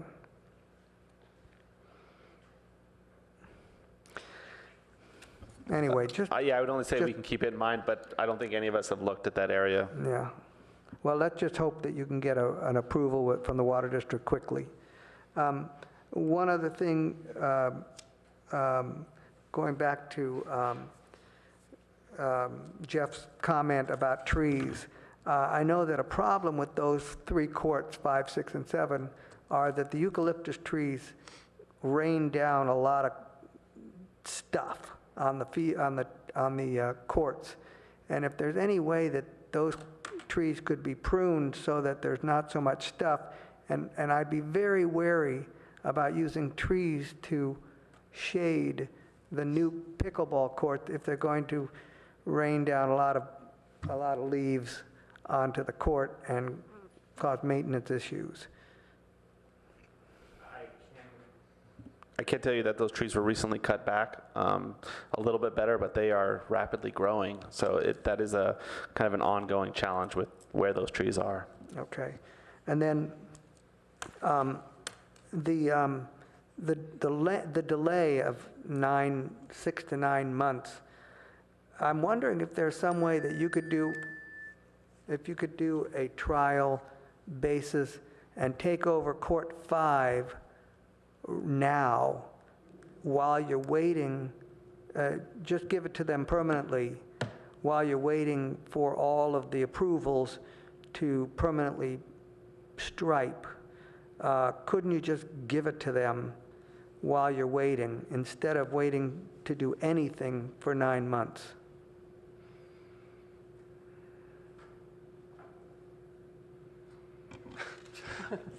That's a very good question. I think we can look into it. I think it's a fair thing to look into. All right, that's great. And my last question is that the tennis community really appreciated 5, 6, and 7 because of the lights. And my question is, how much usage does the pickleballers use at night? Because if the tennis players had those courts at night, I'm talking about 6 and 7, if they had those at night and the pickleballers didn't need it, then really there's no issue for the tennis players. Do the pickleballers play at night? They will. Some. I mean, it kind of based on the weather, but it's basically if no one wants to play, no one's out there. It's not like you'll see one sport and not the other. But I also think giving them the opportunity to play at night, especially when it's warmer, they will. Okay. But I do think I've never seen them out there at night, but maybe I don't go there enough. But one thing that, if we do have dedicated courts, it opens those courts up then to the entire community, not just people who have nets and, set up the nets on their own. So it provides more of an opportunity for people who either are just learning the sport or want to explore it on their own to just show up and start playing. Okay, that's all I had. Commissioner Gibbs? So I think we're making great progress. So Adam, thank you very much. Thanks to everybody on the ad hoc committee, the staff, everybody. Has it been like 18 months or has it been 2 years since we've been doing this? And for sure the pickleball community and your leadership and the tennis community as well. I love the story about the pickleball player and the tennis player who are now talking about pickleball and tennis at the same time. So that's really encouraging. I am totally dismayed about the number of hours and days it's going to take for us to get dedicated courts and reports back from people. So Adam, is it possible that you could, there have been a lot of months bandied around here, but could you do like a approximate schedule, about 3 months for this, 4 months for this, and put it on that 1, 2, 3, 4 thing? That would just help us to understand, and I think it would also help all of the communities who are interested to understand that we don't have a dedicated court tomorrow. So if we could hear that, that would be great. And then I would definitely encourage everybody to see if we can't get Court 5 to be dedicated right away and resurfaced. I think that's the court that has the sort of safety thing, or am I we talked about that a little bit. I think the safety concerns were for what was the paddleball courts.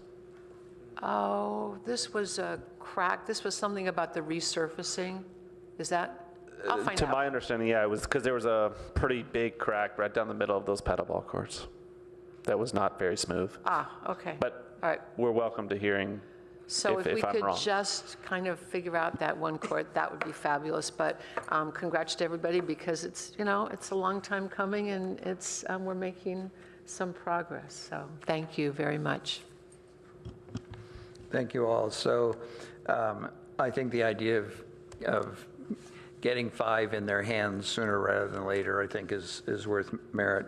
I think Commissioner Cribb's idea of having a schedule printed or published so that we control the expectations is worthwhile. I think the comment about naming the field, the courts, with all the trouble we have with funding, I think we should consider selling the naming rights and raise money that way. And relative to Cubberley, the group that I was in at the last Cubberley thing was actually quite excited about the idea of putting pickleball courts on the roofs of the buildings there, and I know that you'll take that into full consideration. This has been long to get to this point. I told you earlier I was going to show up and tell you I had a whole new idea. I just couldn't do that to you, so I think this is great, and I think the recognition that one of the things about pickleball is it's a gathering, and I'm all keen on whether it's otters rafting or pickleball players. The idea of rafting, right, the idea of gatherings is really positive, and a real contribution to our city, so thank you.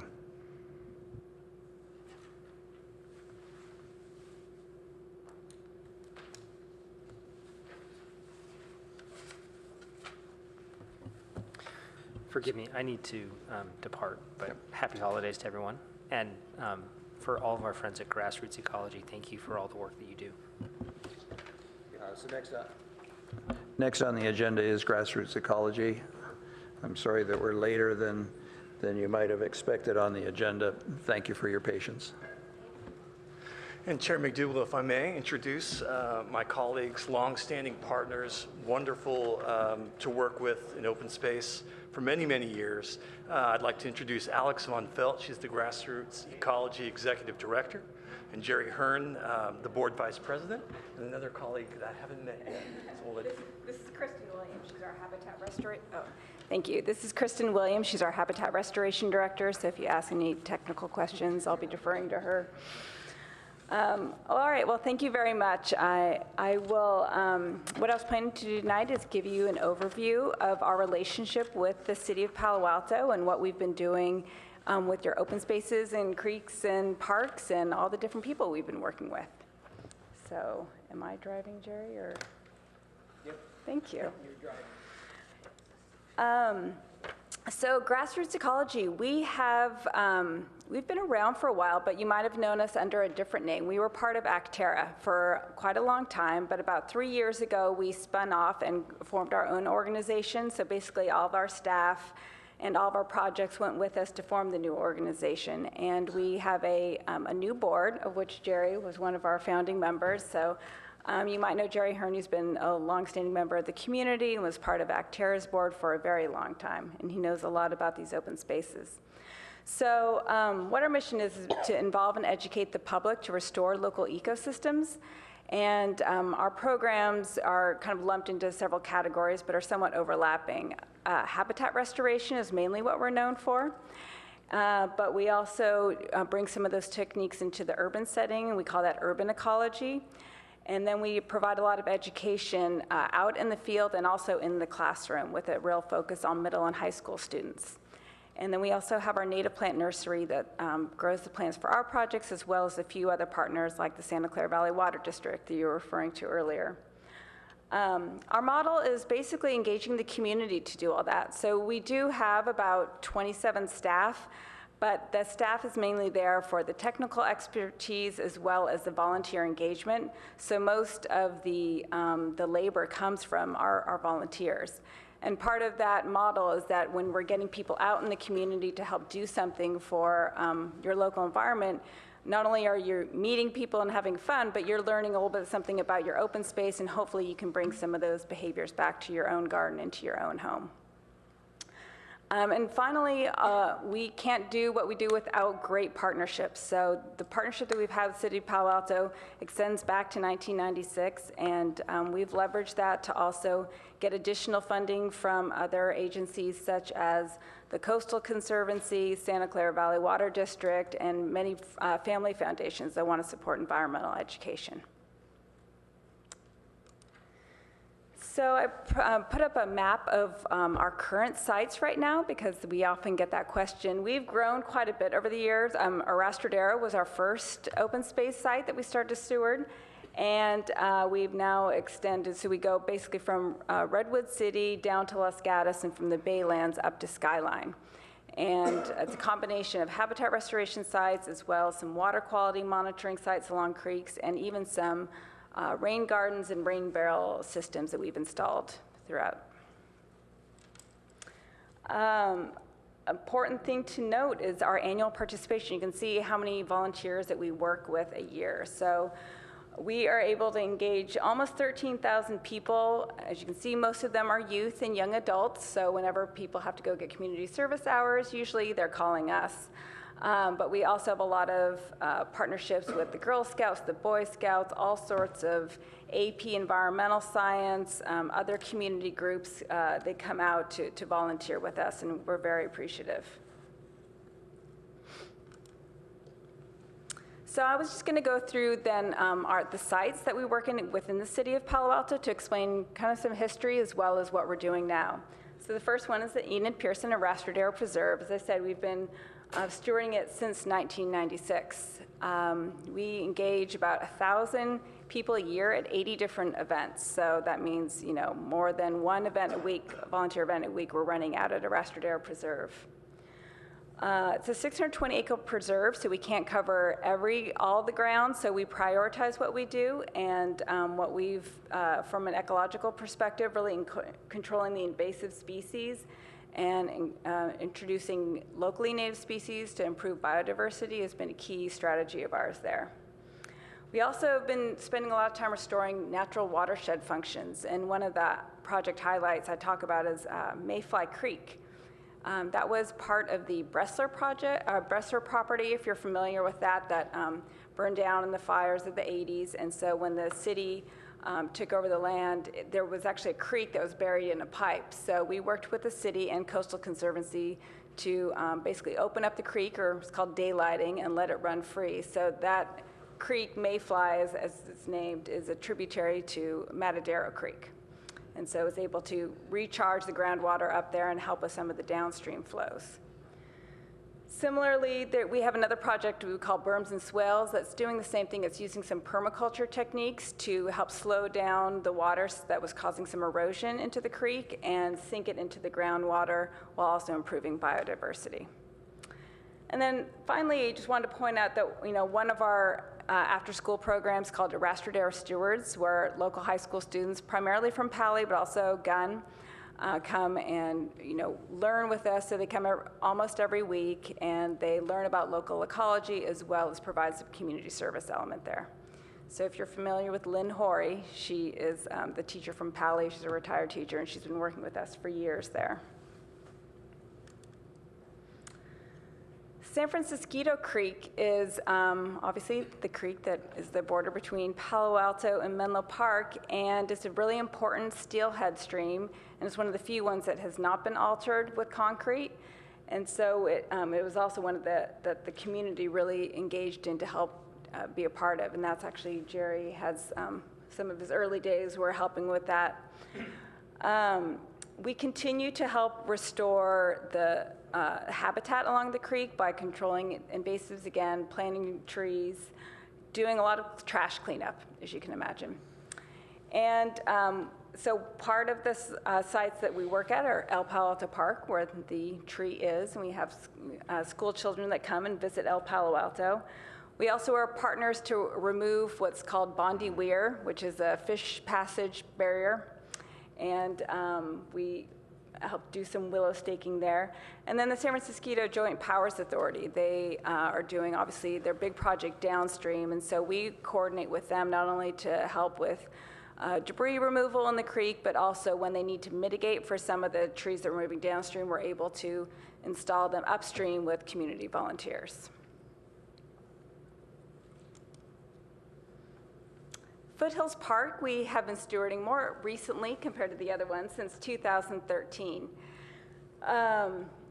That is such a beautiful site, as I'm sure many of you have visited, and our strategy there is a little different. There's so many good, it's already pretty biodiverse, so it's really about just controlling if some of the areas where invasives had gotten a foothold and letting the native biodiversity restore itself. So we call that passive restoration. One of the important aspects of this site is, as you probably know, the Friends of Foothill is a group that's been taking care of that park for years. And when we first started, the contract with the city was basically all of their maps and all of their projects, that was passed on to us, and we helped coordinate the volunteers, but still the Friends remained active in it, and we tried to partner with them to bring the volunteer labor to really take care of the areas that they were passionate about. And then there's also the area in the back, it's called the 7.7 acre parcel, and I think a working title for it is Buckeye Flats, but I understand that that is not set in stone yet. Something about Doe's Meadow is another option, so. That's where our nursery is, and we've been doing a little bit of maintenance on it over time, but we're stepping up some of our restoration work there.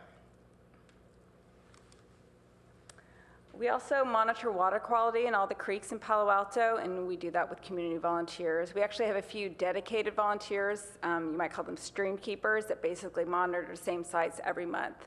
So it's really helpful to have that extra pair of eyes on the local creeks. And then we also get a lot of Girl Scouts and Boy Scouts that want to come and they have a badge for water quality, and so this is an important element.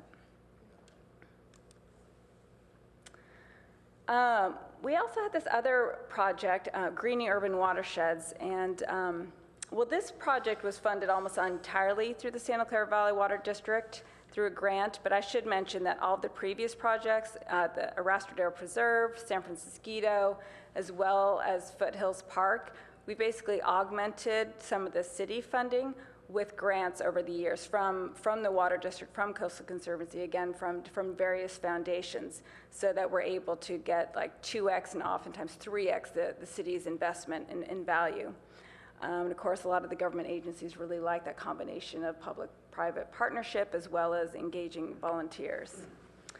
So what the Greening Urban Watersheds project is it's installing rain barrels and rain gardens throughout the city of Palo Alto to provide demonstrations for people. So the idea is to take off, like in a storm event, rather than having all the water go straight into the storm drains and straight into our creeks without being cleaned. The idea is to get the rainwater into the ground so that it naturally cleans it before it gets to the creek. So we have done a few of these, and just last Saturday finished one up at Bull Park. And lastly, our nursery. We've been there since 2003, and we grow locally native species from seed collected in the watershed, and we even grow some rare and endangered species as well. And we're primarily just provide plants for our own projects as well as Mid-Peninsula Regional Open Space District and Santa Clara Valley Water District. Once a year, we do a joint plant sale with the California Native Plant Society at Hidden Villa, but that's mainly our one opportunity for people to actually come buy plants in a retail setting. So for the most part, the nursery is just, it's more of growing plants, and then we do have some long-term volunteers, some of which have been there before 2003, when we were in a backyard, that have helped us over the years to take care of these plants.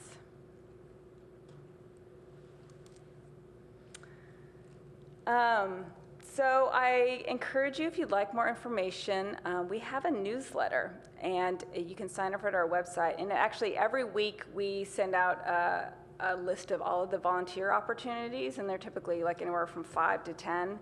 And it's really helpful so people can see what sort of sites you can volunteer at, or if you're looking for community service hours, you can get those as well. And then finally, we have a monthly newsletter that highlights our programs and some of our volunteers. All right, with that, I'll take any questions you have. So we'll start back at your end, Commissioner Cripps. I don't have any questions. I really enjoyed the presentation. It's great to know about all this, so thank you very much for everything you're doing. Yeah, you're welcome. Thank you. Commissioner Moss? I want to thank your organization for all the decades of work that you've done. Two of my kids were your volunteers in the early 2000s and went on to careers in ecology and teaching. So it's a fantastic organization, and I really appreciate your continued education aspects and the volunteer activity opportunities for kids. I have two questions.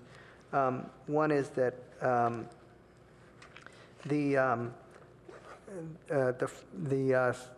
Friends of the Foothills Park, it's a really, Foothills Park is a very important for us, and I want to make sure that that your partnership with them, it continues to grow and to and that you can take full advantage of them for helping you to prioritize the projects that you need. And also fundraising. You have your own fundraising arm, but I want to make sure that they can raise funds as well. And so I want to make sure that they get some credit for some of the things that they work on with you or help you with. So anything you can do to strengthen that partnership would be really advantageous, I think, to both. That's all. Okay.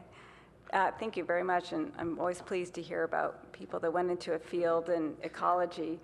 I might ask Kristen, my colleague, who actually works a little more closely with the Friends of Foothill, to maybe describe some of the things that they've been doing recently. Yeah, we definitely work with the Friends, and there's such a huge wealth of knowledge, so we're really fortunate to have them as a resource. We do meet with them monthly for a meeting, and then we actually have scheduled it so that we have volunteers come out on Sunday mornings, which is their normal day, and so we aren't able to do it every Sunday, but we try and meet with them before the workday every Sunday and talk about what we're going to work on, what they're going to work on, and often we'll even work together. So for example, a couple weeks ago, they had a patch of French broom that they were really wanting to get to, and so we brought our volunteers with them. They showed us the patch, and we all worked together. So definitely working together, and you know, at times we've had harder times communicating, but recently it's been really strong, and it's really great. They have so much knowledge. It's we're fortunate to get to work with them. Commissioner Greenfield. I want to thank your organization for all of the dedication to our community and the awesome volunteer engagement and the environmental stewardship and education. You're really a valued resource within our community, and we appreciate it. Thank you to you and all of your staff.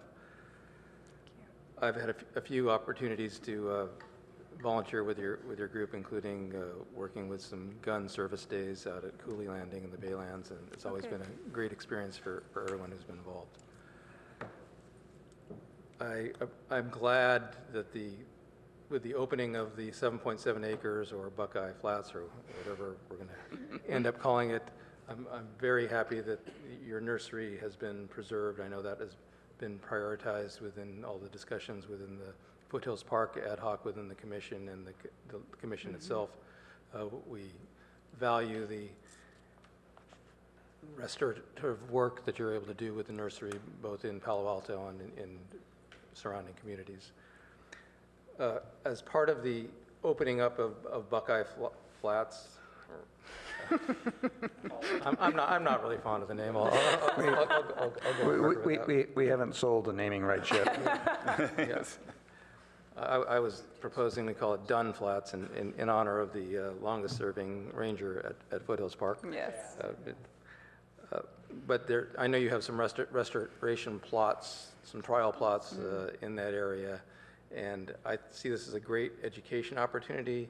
And I don't know if you've worked with the Foothills Park summer camps at all. but it seems like a great opportunity to have some sort of a day trip or a half day session with grassroots ecology to educate the students to the ongoing restoration attempts or trials, and also general nursery education. I know you're very careful about the management of pestilence and whatnot in the nursery area, and I appreciate that. But if there's a way to be able to include these summer camps on an ongoing basis, I think that'd be a great feeder for your organization and education for the community overall.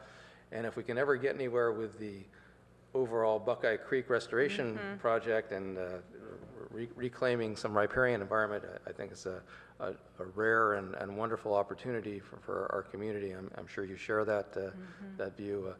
That would be another way to include education even more dramatically as the process goes over years, to share with the summer camp groups and the community at large. So again, I thank you for your contributions, and I look forward to our continued relationship. And anything the commission can do to help further your cause, please let us know. Okay, thank you. Commissioner Reckdahl. Yeah, thank you. Your group does such good work. We really do appreciate it, and a lot of volunteer hours, and that, especially in tight budgets these days, we can't get by without volunteers, so we appreciate that. Can you talk about the rain gardens? I've not been up to Bull Park to see the rain garden. Are these just mini swales, or is there a more complex design than that? Yes, well, they are, we use the term rain gardens because they're not technically like a green stormwater infrastructure, but they're pretty close to it. But there's just some elements, like if you're going to really get the permit for a bioswale or things like that, where you have to have the grate raised up a certain amount and certain bioengineered material. But actually, most of our gardens still have most of that. So it's a combination. It depends on where they are. Some of them are a little more naturalistic than others. But like the one at Gamble Garden, it actually has this huge cistern that just comes off of the roof and collects all the water. And then the overflow basically goes into this little, swale area so that the water can, like the overflow is going somewhere where it can recharge the groundwater. But then Gamble Garden can use the rainwater for other things as well. And at Bull Park, I mean, we just installed it Saturday, so you can see it. That's right. So you can see how it works there, but it's basically right next to the native garden that the neighbors have done, and it's taking some of that water before it gets to the street and infiltrating it in there. So there's a big grate in there, and so then, but the grate has to be a little bit higher than the plants around it. So are you taking runoff from that back unincorporated area, or is this just water that falls on the grass? It's basically in between the garden and the road, where I guess it would puddle up a bit, so we're now trying to help with that situation. Okay, I'll take a look. Where in Hoover Park is the rain garden? Do you know? Where in Hoover Park? I don't know how to describe it. I know where it is, I don't know how to describe it. No, that's what I was trying to think. Is it, there's bathrooms near it, correct? We can go back to the picture. The one on the right is Hoover Garden. Okay. Okay, I'll have to check that out. Last question was about volunteers. When you have a project, do you end up with too many volunteers or not enough? What? We actually have too many volunteers than we have the capacity to deliver quality experiences for, because obviously we have to have an appropriate ratio, not only for safety reasons, but just for the value. So we'd like to have kind of a 1-to-10 ratio, 1 staff for 10 volunteers. So typically our work days are about 2 staff and about 20 or so volunteers. But yes, we do actually have to turn a lot of groups away. It's a problem, but it's a good problem to have. It is, yeah. And then there's also at certain times of the year, like when students have to get their community service hours in. So December and May can get a little squirrely with some people showing up. Do you coordinate with any other nonprofits to help guide volunteers over to them? Well, we do a lot with other nonprofits, like joint things together, especially Canopy. They're in our building, and so we do joint work days, especially in East Palo Alto and on the Bay Trail. We just did one last week in conjunction with the opening of Friendship Bridge. So they are sort of in the same boat, that they have more volunteers than they have the capacity to deliver, work days for, because of the staffing, it requires staffing. So we're, trying to get some things like corporate groups, having them donate to help offset the cost so that, we can continue to offer volunteer days for students and things like that. So that's interesting. We have too much, especially if you talk about non-native of Bixby, you could spend your life up there. And so we have too much work to do, too many volunteers, and the problem is that we don't have enough staff between that. The problem is that there's a cost associated with the staff and the tools and things like that to actually deliver those work days, and so that's where it is, that's the constrained resource, yeah. Okay. I wish I had the answer. Well, we keep cracking away at it, so. Okay, thank you. Jeff. Appreciate everything your organization does. It's new to me in terms of learning what you guys do. I don't know if you could walk me through, just briefly, your process of how you identify projects. Is it mostly municipalities reaching out to you, or do you guys identify projects? And then some of the process of the permitting, or how you're able to do what you guys do at the different parks and the different places. And then obviously, I was curious about other pain points. Keith talked about, or you mentioned the staffing, but what else for you guys ends up being something that stops you from doing more or finishing some projects that you would like to do? Okay. I'll take a crack at it, but then I'll ask my colleagues to pitch in. So when it comes to how you figure out where to work, we often get that question, and there's a philosophical discussion. You can say from an ecological perspective, where is the best place to work? Like whereas maybe the habitat is the most rich, and then you can kind of just remove a few of the invasive species, and the native habitat comes back. But then there's also the community aspect, and since that's like half of our mission, that we want to engage people because we feel like then that will really lead to true behavior change, then you also want to have something that provides ecological benefit but is close in to a good, engaged volunteer base. And then I would say the third part of that is resources. For a long time, we were really working in just the city of Palo Alto, and we branched out to Los Altos and Los Altos Hills, and those three cities all have something in common, a decent or an ability to help fund some of these activities.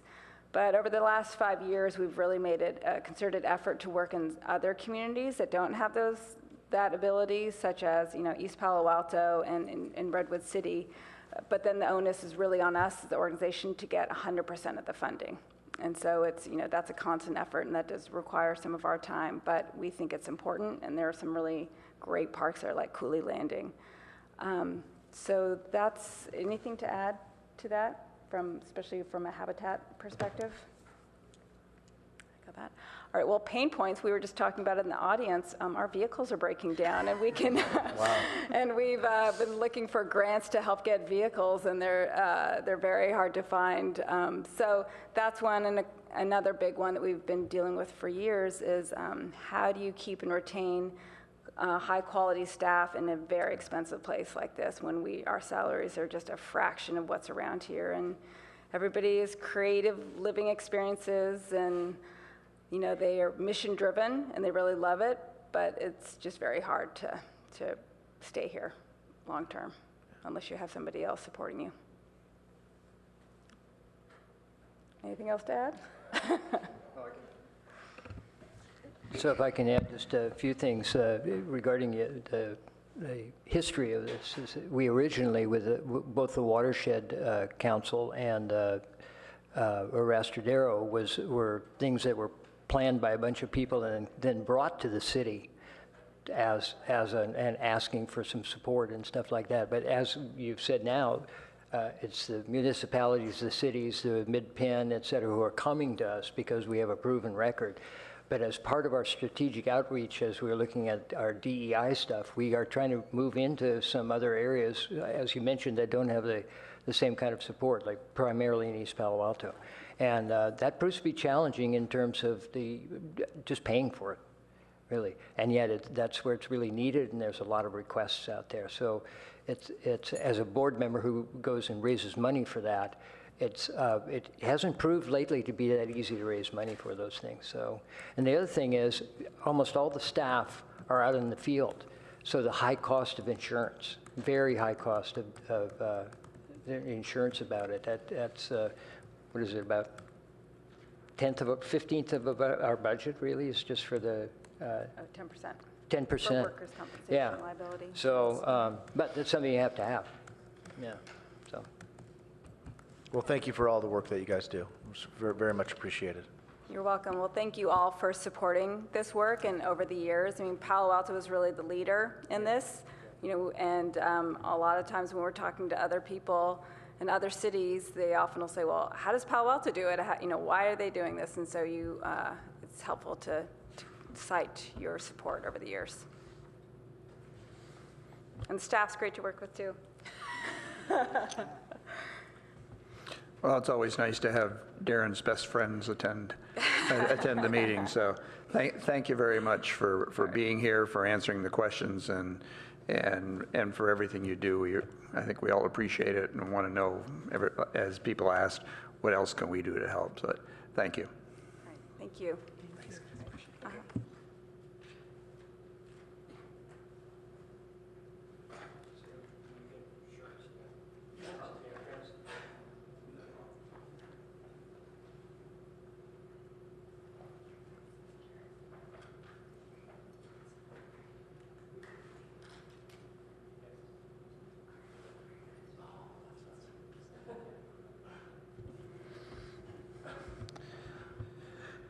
And our last major attraction for the evening, we have an update on the Baylands Comprehensive Plan with Mr. Anderson.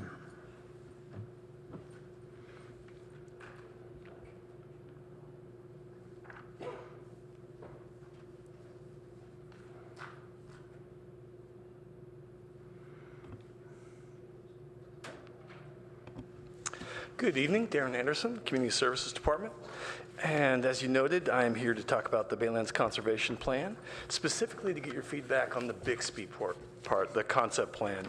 That'll be the focus of tonight's presentation, to really get your feedback. If we got it right, what are we missing?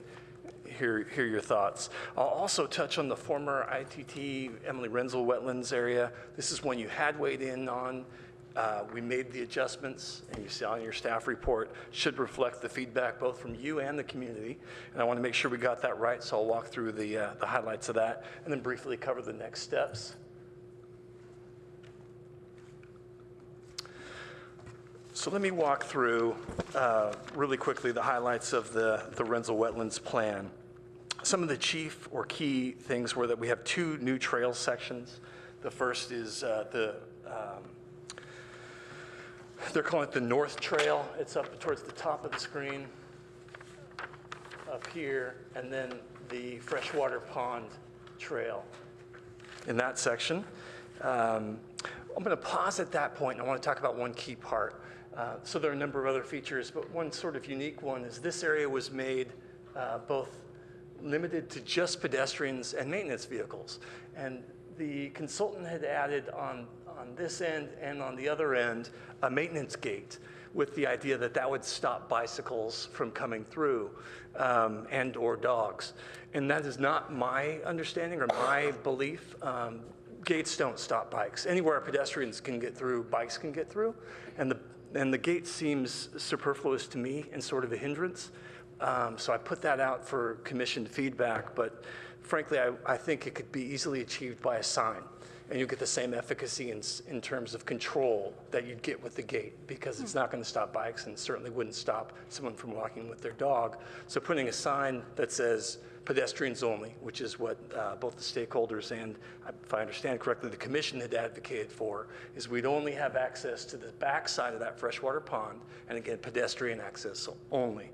But rather than gate I put it to you to weigh in if you think that signage would do it.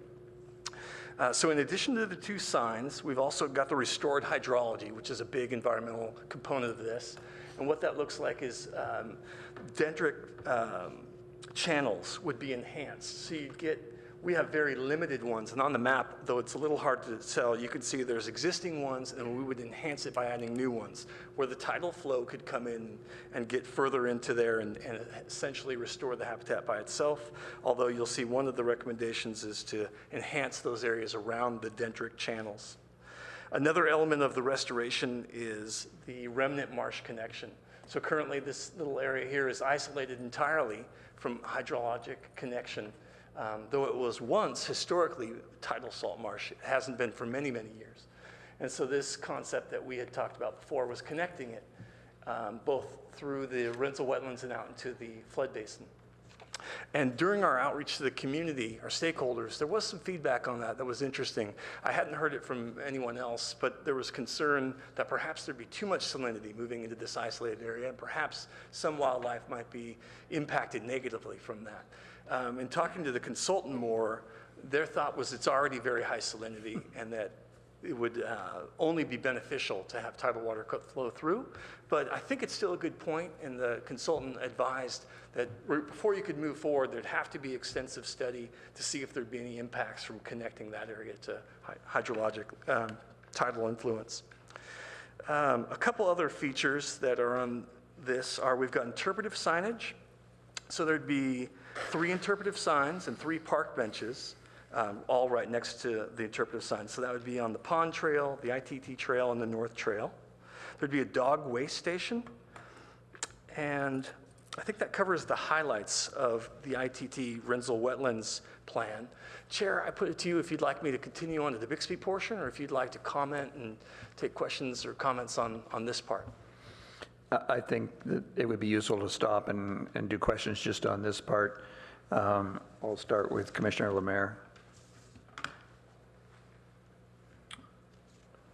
Darren, I appreciate all the hard work you've put toward this, and I do agree with you about the gate being superfluous. I do think that if someone's on a bike and they wanted to go there, they would go there.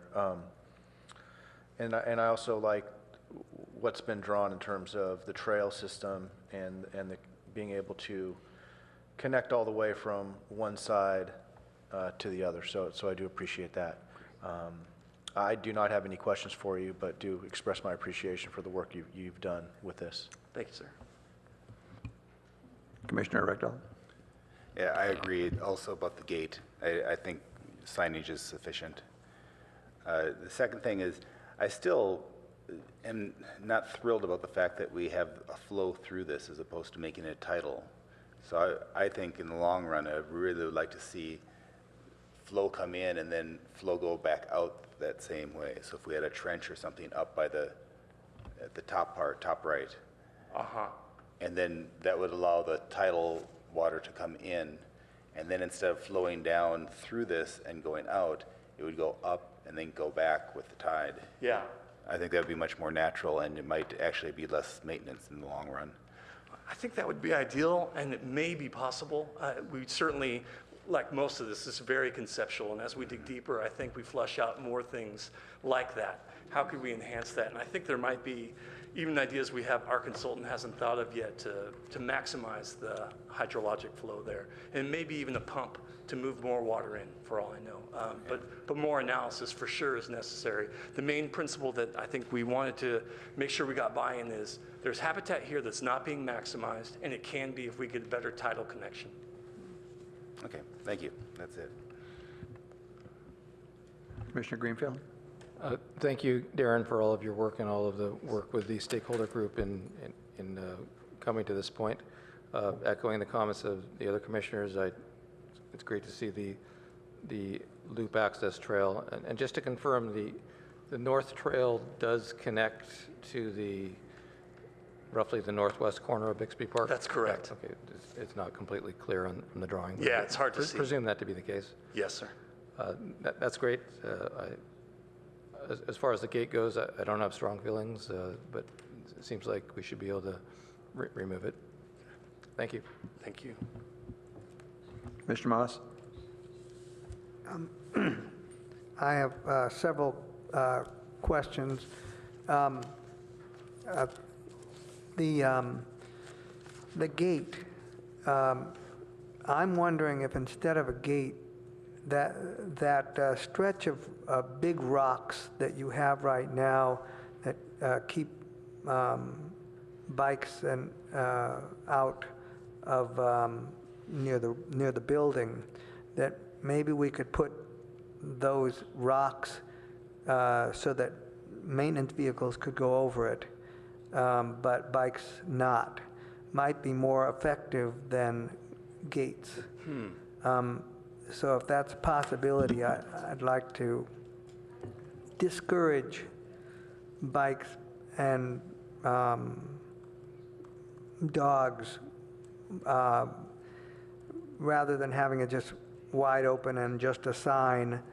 I'd like to have something to discourage people from commuting through there, for instance. And so if that's a possibility, I'd like you to look at that. If I could, I might be able to address some of that. One of the challenges we have is anything we put to try to block or limit bike access makes it very unfriendly for accessible access or ADA access for pedestrians, which is rough. And even where I've got gates, where we tried to configure it to limit access that we didn't want, they were really intended to stop vehicle access. But motorcycles can get through the same ADA access pedestrians can, motorcycles. And it happens all the time, or had in the past when I worked at the Baylands. So it is a real challenge to find that solution. We haven't found it yet, nor have I visited a place that had it and was still accessible to pedestrians. Yeah, the only example that I know of is at the end of San Antonio Road, at Terminal Road, where the bathroom is. There's a gate there, and in order to get around the gate, you have to go through this little maze. Yeah. And there's even in some places, there's even a step up. There's even a piece of wood over there near Alpine Road, at the end of Alpine Road when you go up to Windy Hill. There's not only a maze, but also a step up. But all of these things discourage ADA. So I'm not sure if you have to make the entire thing ADA, but I just don't know what to suggest. The other thing that's missing out of here is I thought that we were going to have some kind of an ADA accessible overlook, you know, a place where you could go up and look around, where you didn't have to go on that path, but you could get a good look over, sort of at the ends of either of those two, the two endpoints of that road. That way, they don't necessarily have to go all the way. They could still get a nice view, and also be close enough to the lake and to the outside of the marsh. So it's something to think about. Yeah, I should point out there is one overlook. I didn't call it out specifically, but it's right up at the top near the North Trail. Yeah, that would be good, but I'd like to see an additional one somewhere near the lake, near the pond.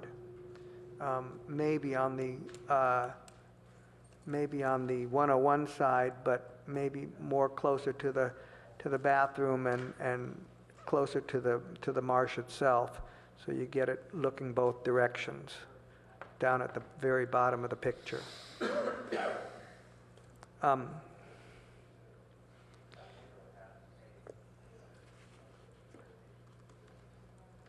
I also want to agree with Commissioner Reckdahl about the enhanced channel to get inflow and outflow.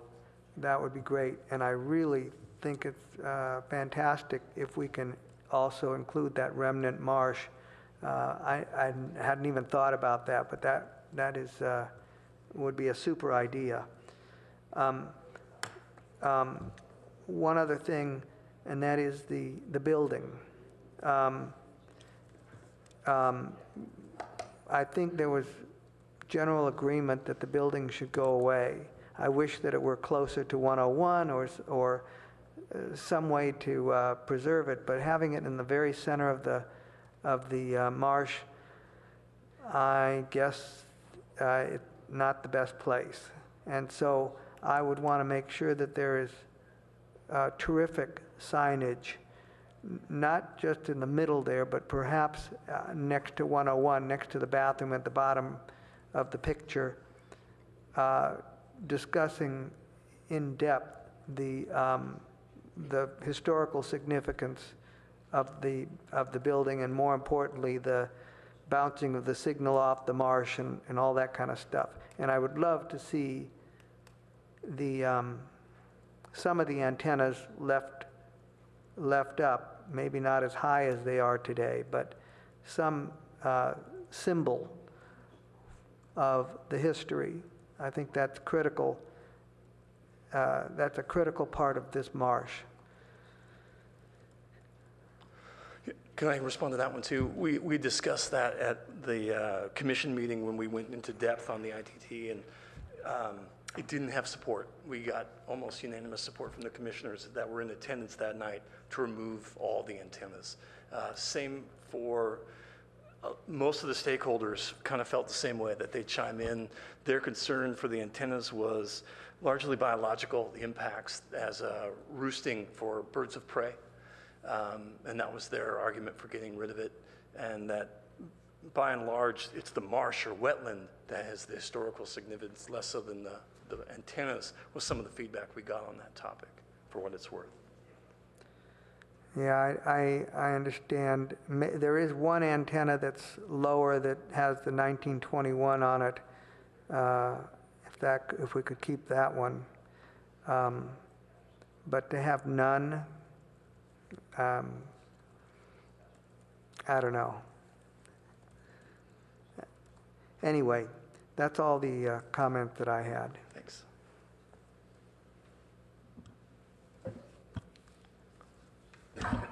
Commissioner Cribbs? Thank you. Darren, this is great, and I appreciate the comments from all the stakeholders. Everybody's pretty thoughtful about it, and it seems like everything's moving in the right direction.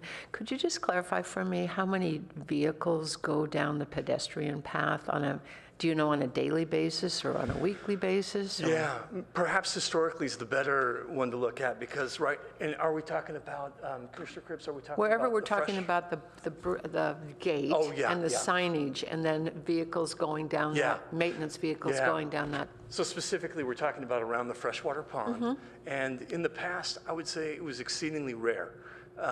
Maybe it'll increase now that they've got it built, and their intent is to prevent certain areas from growing in with cattails, which would mean you would bring up a backhoe and scoop out. But you'd only do that once the plant material had grown out 4 or 5 feet. And that's not going to happen it would be a year kind of thing. Okay. So aside from other inspections, I would think it's fairly infrequent. Maybe, and I can't say for sure because it's not my team doing it, the rangers will not be regularly driving that. It would be very atypical for open space staff to do that. It'd be the public works team who's managing that as a release of treated water. And I can ask more specifically when I come back to have a better answer. I'd just be interested to see if that's the right way for them to go, or if there's another way that they can They'll go. have to at some point, and we'll certainly have them take as much as possible the route where it's not a trail. So the area closest to 101, where we're asking people not to walk, have that be the spot. But I would guess it would be relatively infrequent. Okay, thank you. And it was disconcerting to see that big old whatever it was kind of machinery out there doing what it's supposed to be doing. Yeah, it is.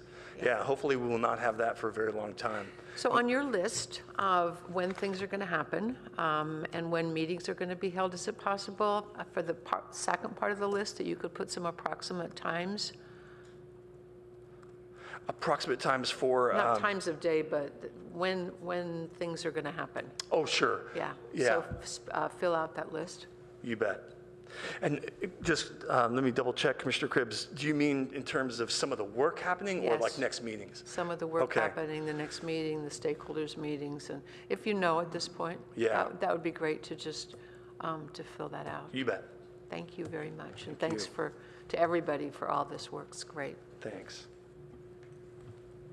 So before we go on, we do have one visitor who's not paying attention. Elliot? We do have one visitor. I know he has, I know everybody knows who he is, and he may have interest in this part, or he may have interest in some other part, and he may wish to comment. I'm going to give him the opportunity now or later, but if you want to comment on this part, you can feel free, or you can wait till later. Fine. When I look at the map that we have here, Darren, there's a P for parking right down at the bottom. At the moment, there's also a space that you could put as many cars where you're putting that P right at the very top of the freshwater pond, where the access road now is to that.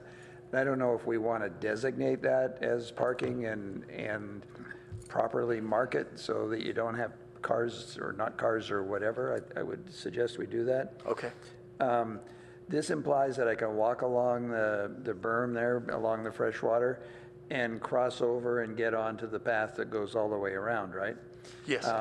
That means that the bridge that's there would be updated beyond what it is now? That's correct. Because that's a lot of fun to walk across that bridge today. I like the fact that you tease me by telling me you're going to put signage in. I like the idea of the open trench. I know that we've had presentations that worried about how much dog access there was relative to how close you're getting to the marshland that we're trying to rehabilitate and create as an interesting habitat.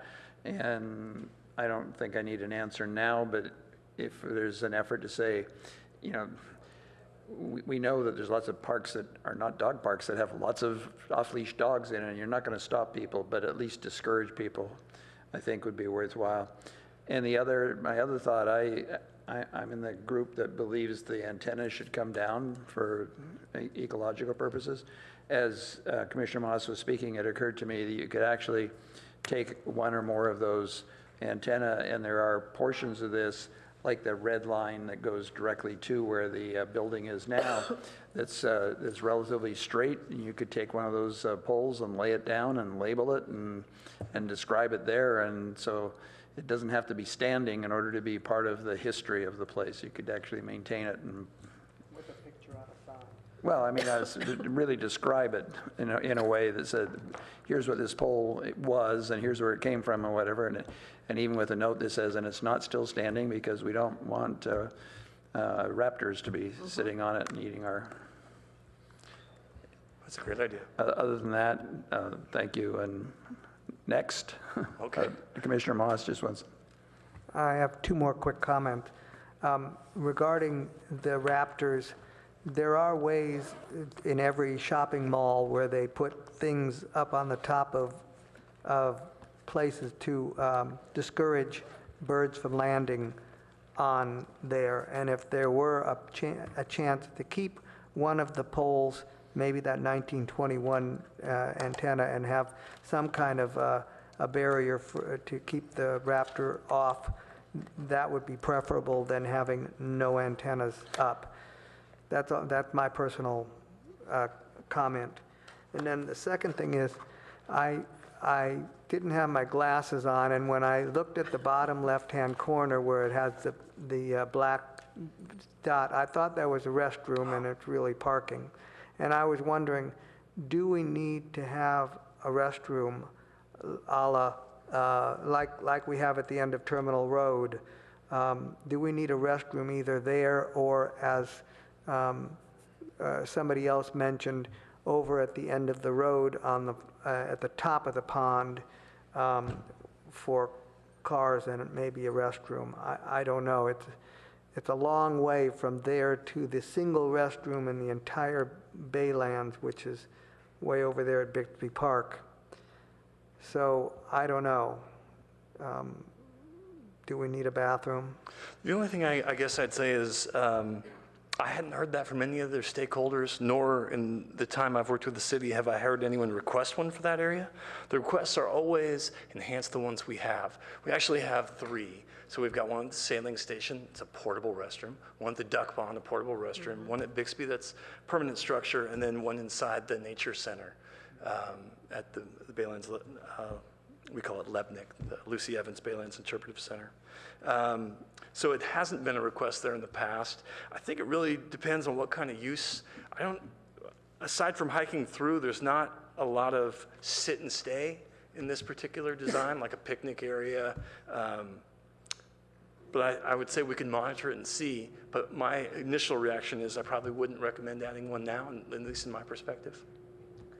And one possibility would be on East Bay Shore, on the south side of Matadero Creek, right there's at the service center.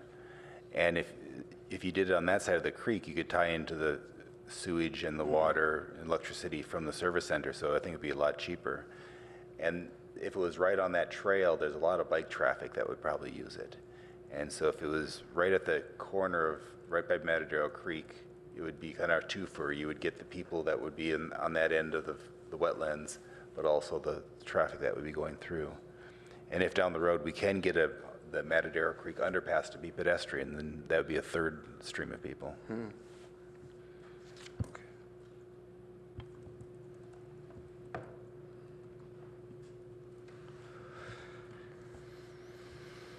Shall I proceed with Bixby? Thank you, Darren. Okay. So the consultant had used the feedback both from the commission and the stakeholders to create a conceptual design for Bixby Park, which includes 2 options for the parking lot itself. And the plans were reviewed by the stakeholder group on the November 29th community meeting, and we've circulated that as well to a wider stakeholder advisory group via email. I'm going to walk you through some of the key designs features on this one. There's proposed vegetation management zones throughout Bixby, and they've got 4. There's the coastal scrub, which is the upper part or lighter green. There's the tidal marsh area. That would be the remnant marsh piece, especially if once we connect that hydrologically and have more salt water flowing through. But currently already has pickleweed, again, an indicator that it's pretty heavy in terms of salt content. And then we've got the coastal prairie in what I call the Phase 2C area, which is what we used to refer to as darker green area. And some of that's predicated on the cap. So Bixby, former landfill, to separate the trash from the rest of the park, has a clay cap with 2 feet of soil placed on it, largely on this lighter green area. And because of that, they're recommending a certain habitat type for that. Likewise, for the darker green, it's got a different kind of cap. It's got an evapotranspirative cap, which is 5 feet of engineered soil. And it can accommodate different vegetation types because of that depth before a root would come down and cause damage. And then, again, this area over here, the remnant marsh for the tidal one. And lastly, another one for the areas on the trail, the perimeter going around it, would have a slightly different vegetation type. Some other key features, the consultants looped in some of the trails to create loops, essentially to aid walkers and hikers and bikers to say, okay, here's a route I know the mileage for, and I can make sense of where I'm going. We increased the number of benches. So there are an existing 21 benches, and this is both on the perimeter and the top of Bixby Park right now. They proposed adding 11 additional ones, 8 of which would be like the ones that you see elsewhere in the preserve with a back, and 3 without backs. And you'll see on the map, they show one of the benefits is you'll have views going both ways, which in certain areas would be really beneficial. Another kind of side one that we brought up in the stakeholder meeting is something I'm seeing on top of Bixby, is that the backed benches are covered with guano. And it's a good sign in that we've got bird life up there utilizing the area, and bad sign in that it makes it less welcoming for people to come up. And there's, as I mentioned, 21 benches already around Bixby. You can imagine the rest of the 2,000-acre preserve, we have almost 100 more. And so right now I have just 1 ranger in the Baylands. The rest I'm working on filling that up, but they don't get around to cleaning that on a regular basis.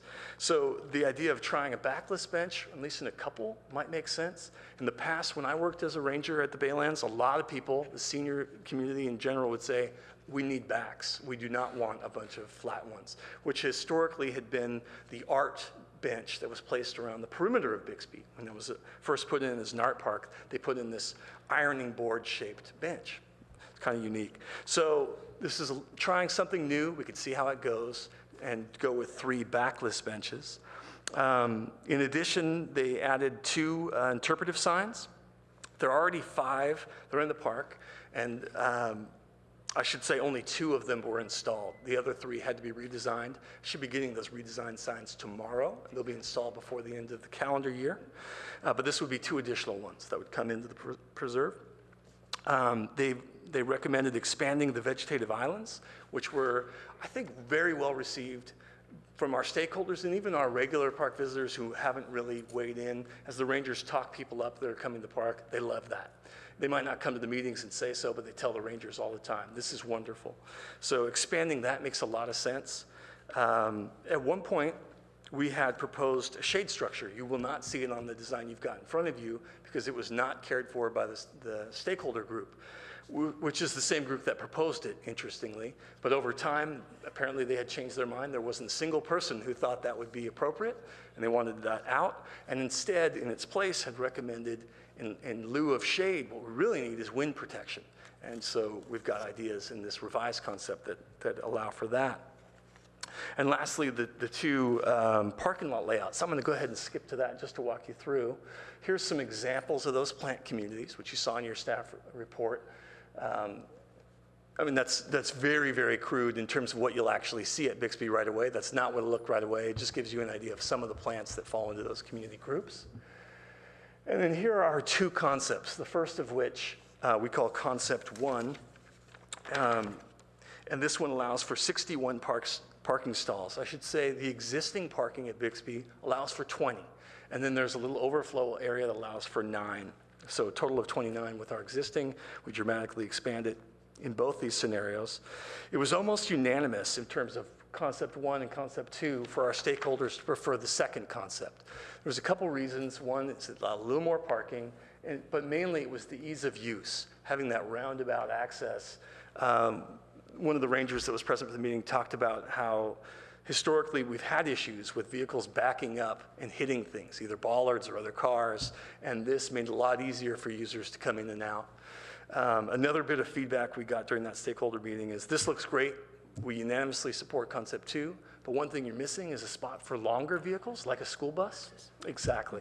And the consultants and staff said, of course, that makes good sense. And they said they could incorporate it into this design. So I'll take every bit of feedback you've got. That'll be one of the elements that they also incorporate. Move back to Bixby concept. Bear with me just one second. So some of the stakeholder feedback, as I mentioned, we reached out to the community on November 29th. The parking lot was a real clear one. There was a suggestion to leave, and some of the comments from our stakeholder group veered back to the Renzel wetland. And so I'll just tie back in and actually echo something Commissioner Moss mentioned. There was one stakeholder said it'd be great to leave some of the antenna poles. We'd like that. In fact, they were suggesting that it could be nesting habitat for egrets, snow egrets and the like. Unfortunately, when I talked to the consultant, if you put it for snowy egrets, it'll also be used for those birds of prey, and maybe exclusively by them. And what they countered with is there might be a better location for that, where we, in fact, recently had a heronry over by the duck pond. We had 3 or 4 different kinds of birds, snowy egrets, black-crowned night herons, great egrets, all nesting in that area. So if we were going to add additional ones, in their estimation, that made the better site. In fact, the habitat around there would be better for them too, was their point.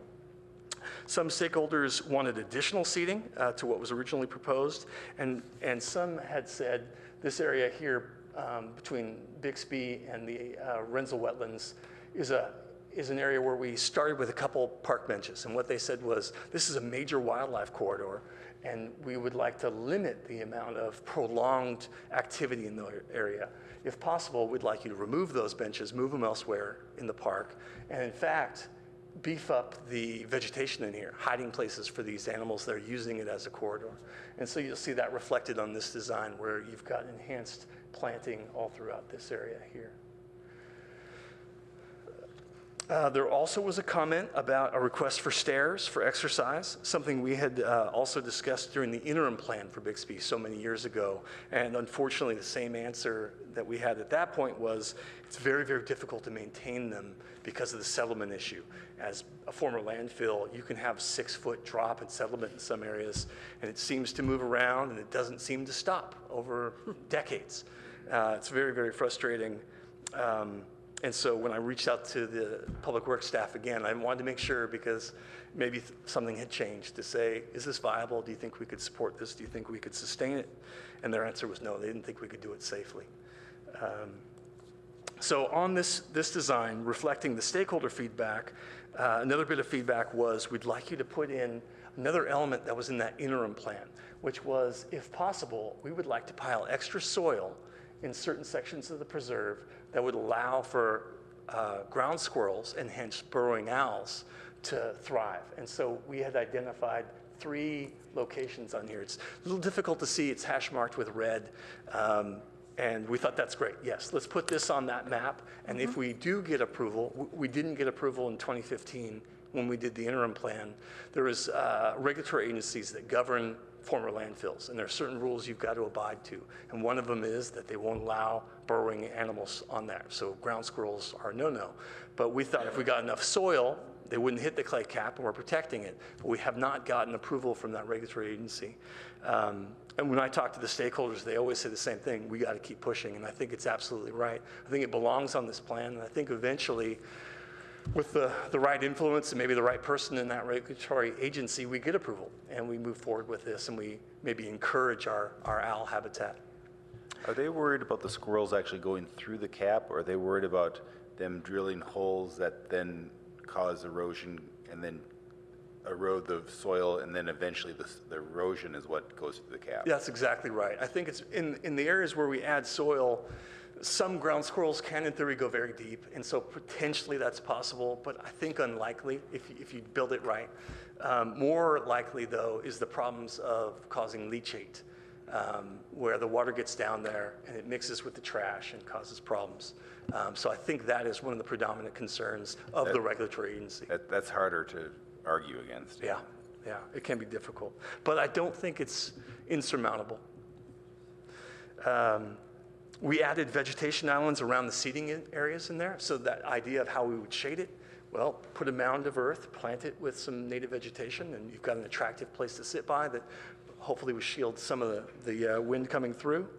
Again, we added some shrubs on that ecological corridor between Bixby and the Renzel wetlands, and we removed the seating area in that area. And we had added additional wayfinding maps to the plan as well. It's such a big area and not a lot of features. The stakeholders felt it would be really beneficial to have more of those wayfinding. And what it is it's a You Are Here map. So it shows all of Bixby and the surrounding area. And this is where you are within that context. That concludes my presentation, and I'm available for questions. Commissioner Cripps? I just wanted to ask about the parking lot. Yeah. And the addition of buses, or a place for buses, is great. And then how are the individual stalls for cars marked? When I was out there, I don't remember how long ago it was, with like the last 6 months or something, and it just felt like cars were kind of parked wherever they wanted to park. That's an excellent question, one that frustrated some of our users to no end, and our rangers, because they park kind of wherever they want, because it's not striped. Right. It wasn't striped intentionally, because our stakeholders at the time when we redid that parking lot did not want stripes, felt too urban to them. Yeah. And so we left it unstriped, and consequently, due to inefficient parking, you would sacrifice 2 or 3 stall spots. It was like more than that when I was there. Yeah, absolutely. On really. a bad day, you get someone that really just kind of puts it just wrong, and you lose even more. So does the consultant have some wonderful idea about how we could do it in keeping with the environmental tone of the park? I think the right colors. I would stripe it. That's my recommendation. I think that'll be transportation's recommendation when we reach out to them. You won't see it reflected necessarily on this design or comment. Okay, but we well, could, it's a little thing. Yeah, we could certainly pitch it. But I feel like you would maximize the spot by putting in identifiable stall markers. What I did as a ranger to address it is we put the little concrete, forgive me, I don't know the term. As you pull forward, you'd hit that. And I thought maybe that would help. Yeah. And it didn't. It did not encourage people to park in straight lines and match up perfectly there. So that, I know that's not the solution. And I think it would be putting down, some sort of marker to show exactly where to park. But maybe with the color, Green? we don't want a glowing Rust? white. Green? Yeah, I think so. A muted gray, maybe, a Baylands gray that we use elsewhere might be feasible. That'd be my recommendation. Okay, that's all. Thank you. Thanks. Before you go further, Darren, you're not going to go into the sloping construction in the Bayland itself tonight, are you? The settlement? Right. No, I wasn't planning on it. Elliot, do you have any comments you'd like to make on what you've heard tonight?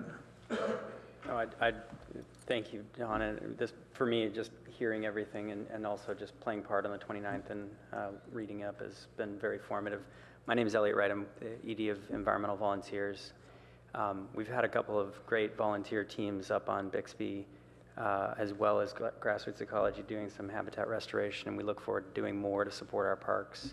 One of the thoughts that I was having while you were speaking was just, we're down to one ranger at the Baylands. It's clear to me how essential that person is to the management of this 2,500 acre preserve. If there's anything that we can do to help with that through our team or through providing a welcoming experience for the public, that would be wonderful. Of course, I see a lot of cars turning right when they get to the end of the T, and like 90%, and that parking lot that you just described is absolutely full to the brim. But if folks turned left and headed on over to the 300 parking sites that they have to the left, not only could they begin their walk on a nice padded dirt, beautiful trail, but they have access to bathrooms and fun, welcoming people at the Eco Center. And in addition to that, you could pick up a sandbag if you needed to. So, thanks so much, Don. That's all I had. Thank you. I have one big concern, and that is that when I look at this picture, there are so many paths that I'm worried that there's not enough open space. And this is supposed to be natural open space. And I'm most concerned about burrowing owls, that they need a certain amount of open space, especially away from dogs. And I'm worried that there are so many paths and so many benches and so many places to congregate and so many circular routes that you're never going to get another burrowing owl because it's so fractured. And I know that Shawnee Kleinhaus has made this argument several times with the Emily Renzel wetlands, and I'm worried that you're going to have a similar situation here.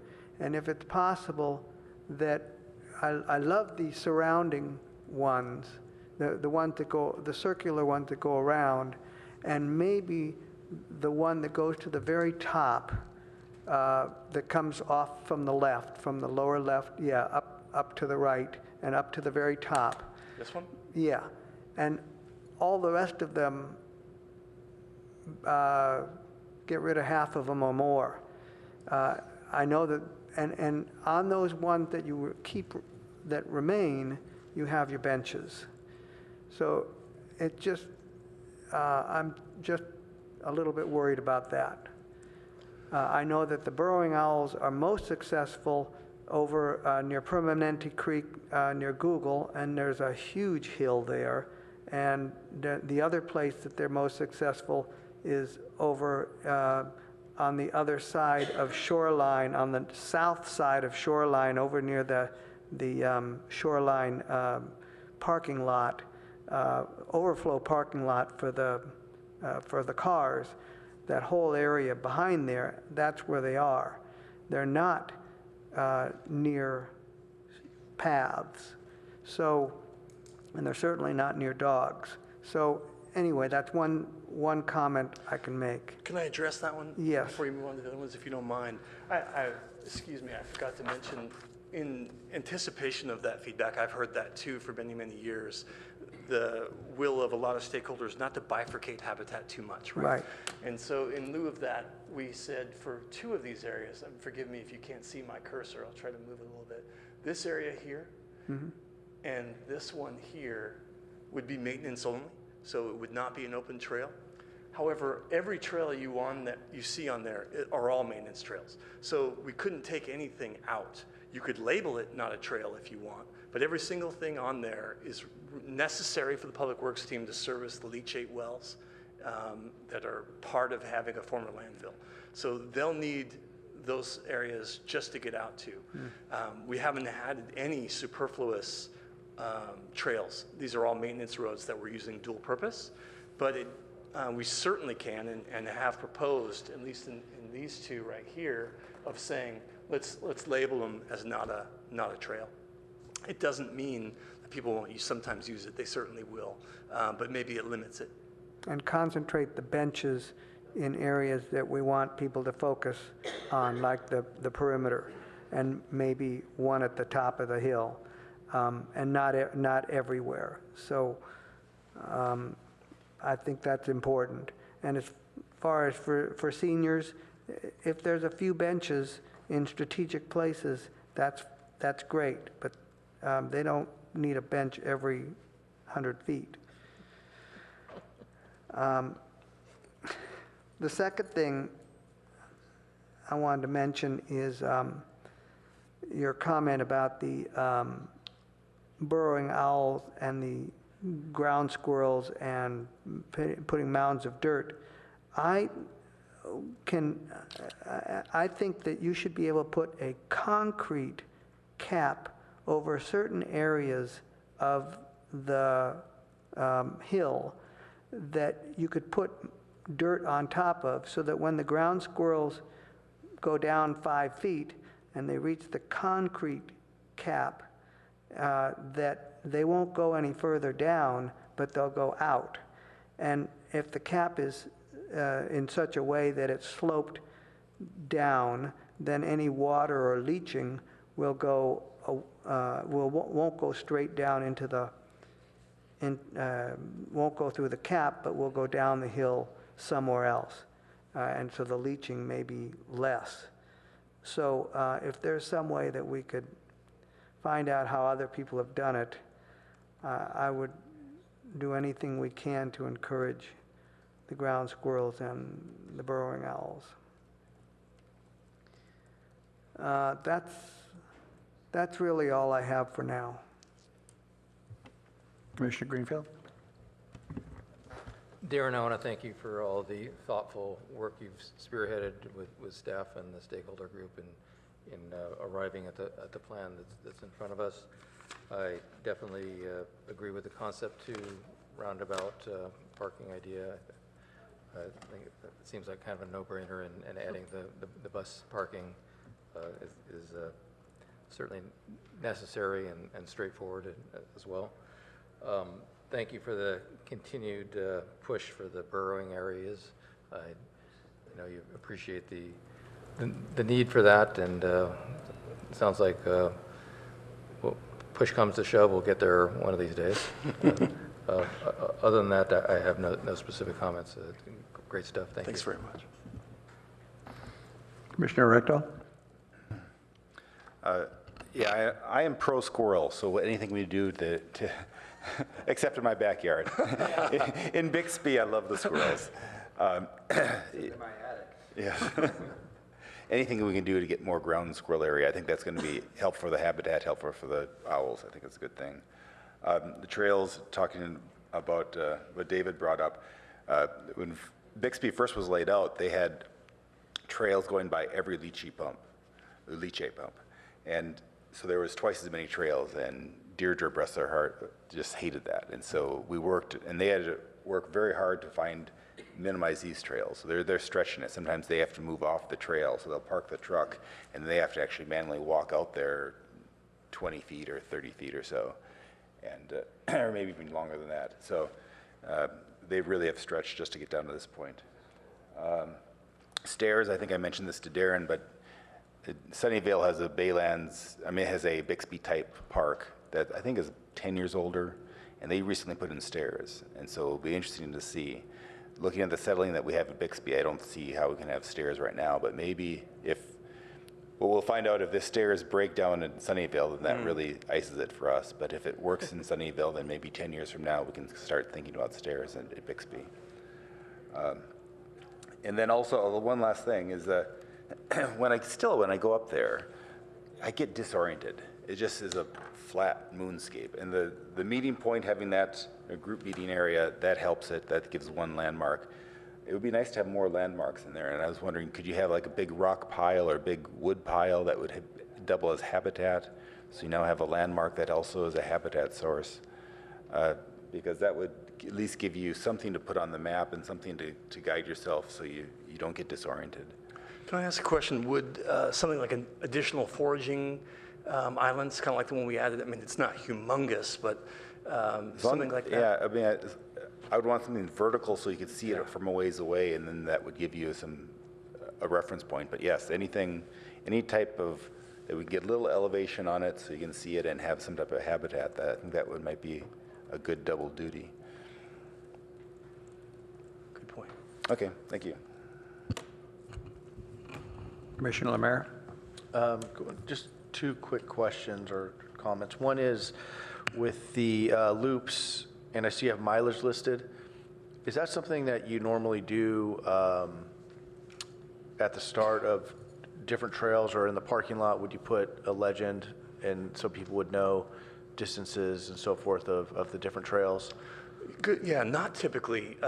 We accomplish it in two ways. One, it's on our trail maps. So it'll show markers, and the spot between that marker, if you were only hiking that, is 0.72, and you can piece together your own route, but typically not. The other way we do it is sometimes we've got 6x6 redwood posts that say X number of miles to the nature center and X number to Bixby. But one concept the consultant was pitching for those loops was perhaps color coding something on the park bench itself. So you could say, okay, the such and such benches with a little red disc or green disc is going to be this one, and it says X number of miles on it. I'm not quite sure how that's going to work yet. They're just kicking around ideas. So it may be only reflected in the map, but we might find something more creative and interesting. Okay. And then as far as parking goes, I haven't been out there I've not driven my car. I've run out there and been on a bike. It's quite impacted, the parking? Yeah. Every day. Okay. Every day in the mornings and in the afternoons, and then weekends all day. And then will they make places, bike racks and so forth? Is that as well in the plans, or? I don't know if it's on this plan, but I certainly would add it. I think we have one small one existing, and it needs to be expanded. Okay. Thank you. So a couple of quick comments. If it's all about exercise with the stairs, you could just simply make an incremental path that is relatively steep.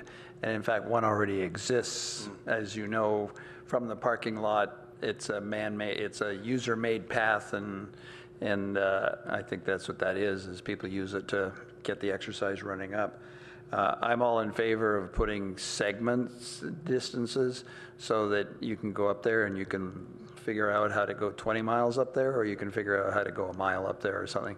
But trying to define the loops, I think there's a limited number, and they're not long enough or short enough. I would echo bike racks. Let's make sure that we make a big point of that right from the start. And my last comment would be, I think your interaction and involvement with the stakeholder group and the quality of that interaction is really impressive. So thank you for that. Thanks. If there are no other questions, we can go on to the final item on the agenda, or one of the final items, ad hoc.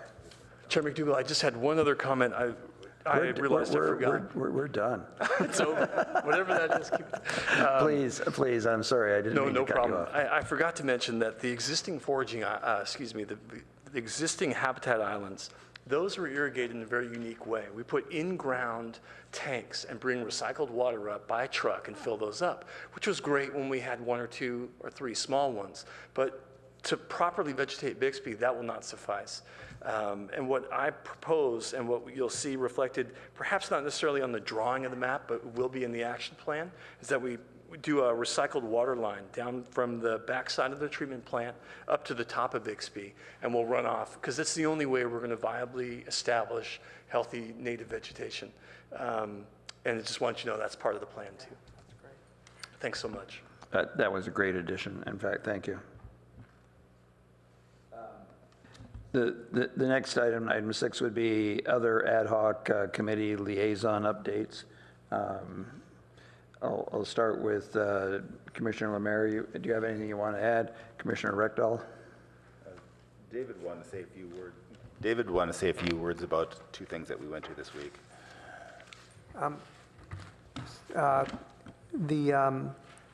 This past week has been a busy week for biking in the Baylands, and we had a completion ceremony for the bike path that goes from the Baylands Athletic Center to East Palo Alto across the Friendship Bridge. And the Friendship Bridge has been doubled in length with this San Francisco Creek flood control project completion. This is phase 1, and it's a monumental achievement, and many dignitaries were there. It's about 9 years worth of work. Everybody from Jackie Spear to Jerry Hill, and all the mayors and all of the city council people, and it was amazing. And so now, and our part of it is really that it goes through the Baylands. And in fact, it'll continue through the Baylands to the north, and that's phase 2. And also, phase 2 will include some of the bridges upstream from San Francisco Creek as well. But the part that involves us is the part that is adjacent to the marshes. And it turns out that the marsh just north of San Francisco Creek has the highest population of Ridgeway rails in the whole South Bay area. So it's very important that we play our role to make sure that bike accessibility is enhanced, but that we also protect the marsh. The second event was on Monday, yesterday? Mm-hmm. They kicked off the 101 bike bridge project over Lefkowitz underpass. And the same dignitaries were all there with that, plus Google, who paid a significant amount of the project. So that has a big, we've talked about that at length in this commission. And so that kickoff is a big deal, and that will take several years to complete.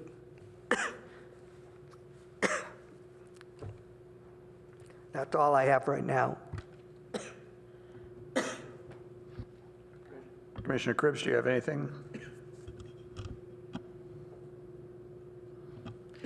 So only the pickleball moving forward for our ad hoc meeting a couple of weeks ago, I guess, was it? So that was all good. And then there was to be a conversation with Peter Jensen, I believe, about the grass in the dog park, our new dog park that is not doing well. So they're trying to achieve some sort of a solution. He was ill, so that didn't happen. Ryan and I were going to try to go to that and listen to what the potential solutions were. And I guess they knew that that was going to happen because of the trees, but it's happening more quickly than it should be happening. So something to watch, I guess. And then I had, oh, Darren's gone. I had one final question. I don't know whether it's appropriate now, but I wondered how we were doing with the new vendor, the new contractor with our park maintenance and the trash in the park on the weekends.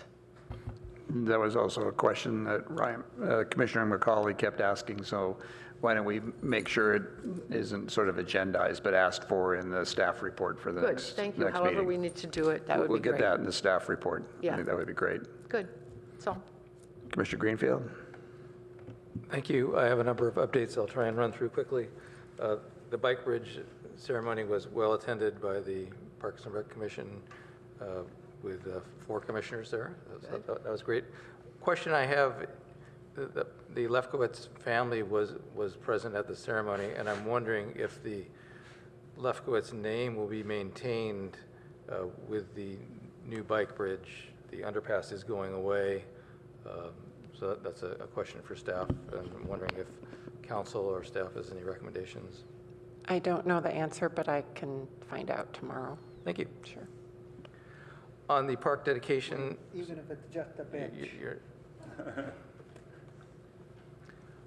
On the park dedication front, the ad hoc met and we're working to research public benefit park-like spaces to understand where they exist and how to potentially better publicize these spaces for use within the community. We haven't made much progress on dedication.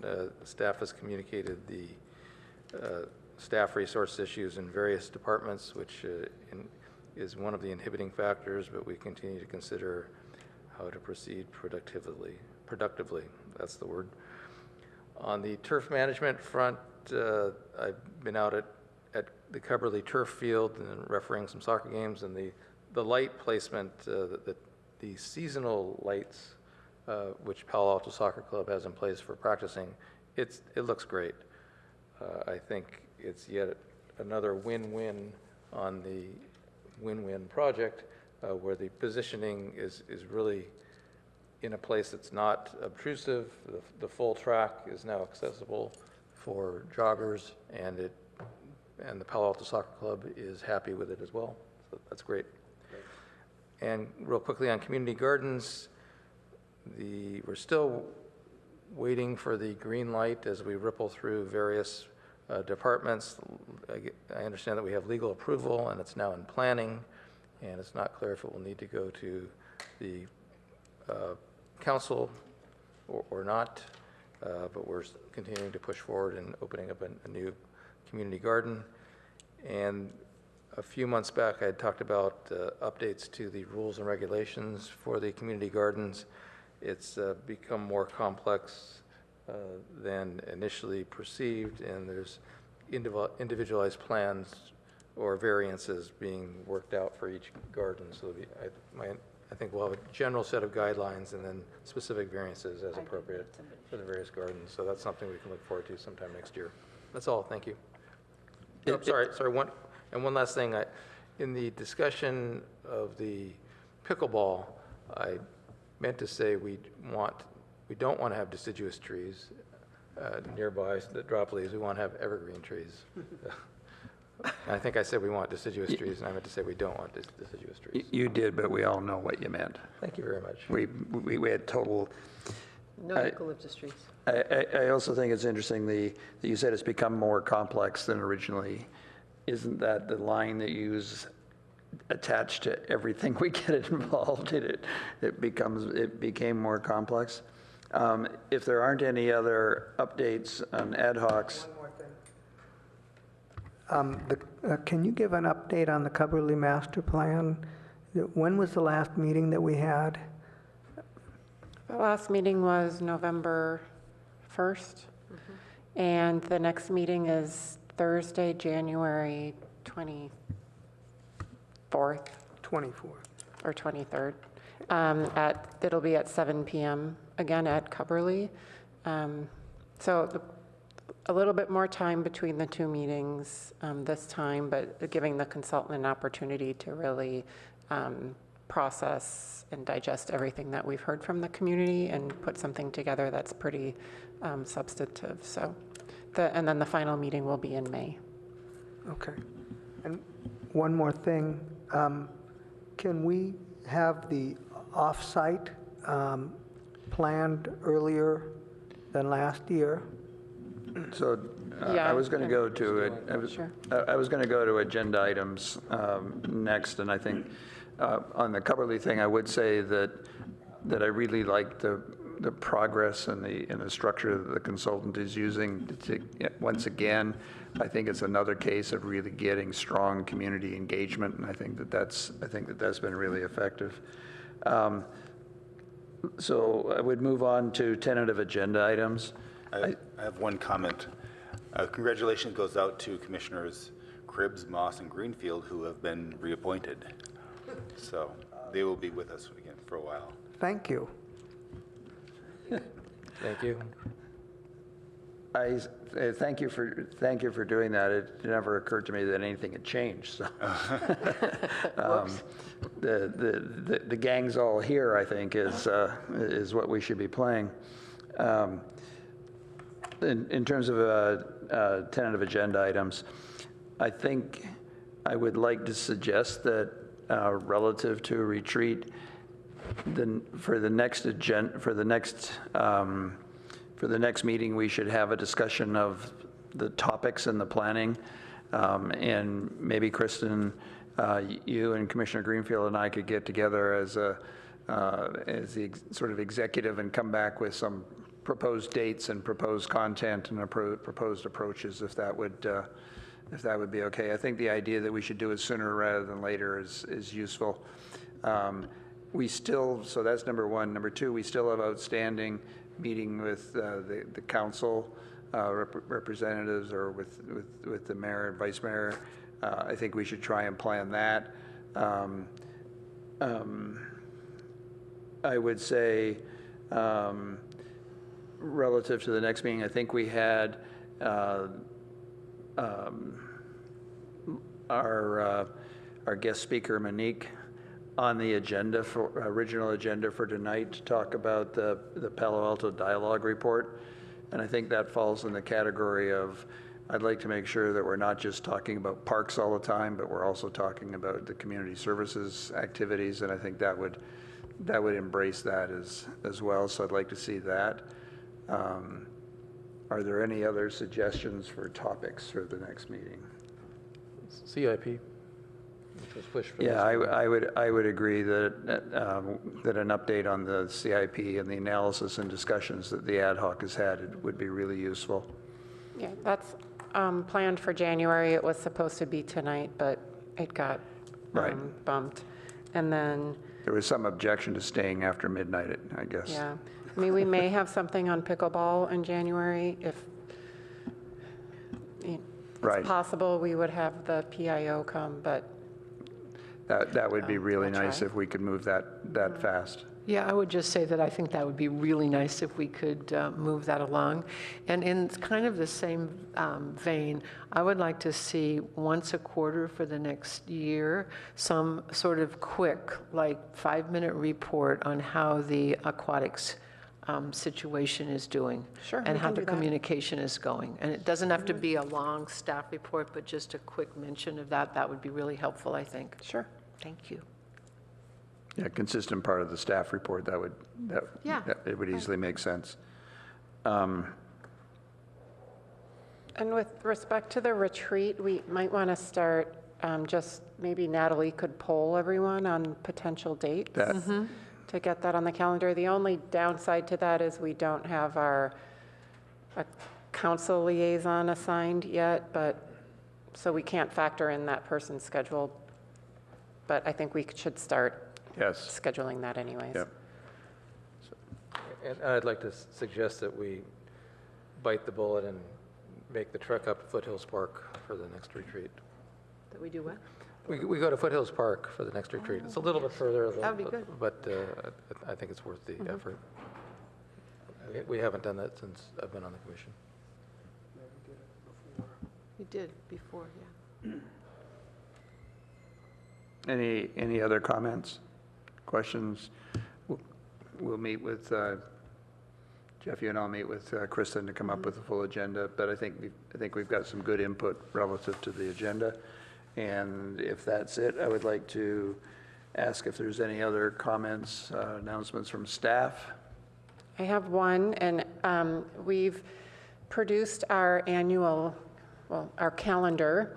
Again, this serves two functions. One is it's our annual report. So at the end of the calendar, it shows what we've accomplished this past year as a department.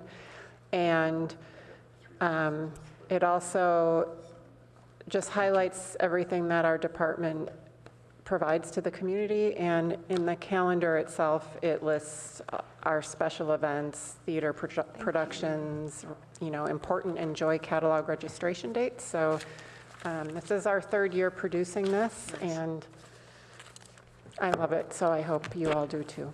In the age where people use electronic calendars, I hope you all still find it useful. And if we give these away, we can get more? You can, and there's more here if you'd like to take more now. Okay. I forgot to mention that we're famous in the San Francisco Bay National Wildlife Refuge. They have a newsletter, quarterly newsletter, and we're on the page 11, where they talk about the Baylands Conservation Committee, and it's written by Emily Renzel and talks about Bixby Park and the Renzel wetlands. So, and there's about 6 other cities that are represented in that viewpoint, that view. That's all. With that, I'll ask for a motion for adjournment. So moved? Second? All in favor? Aye. Anyone dare oppose? Thank you all very much, and let me wish you a happy holiday for everybody.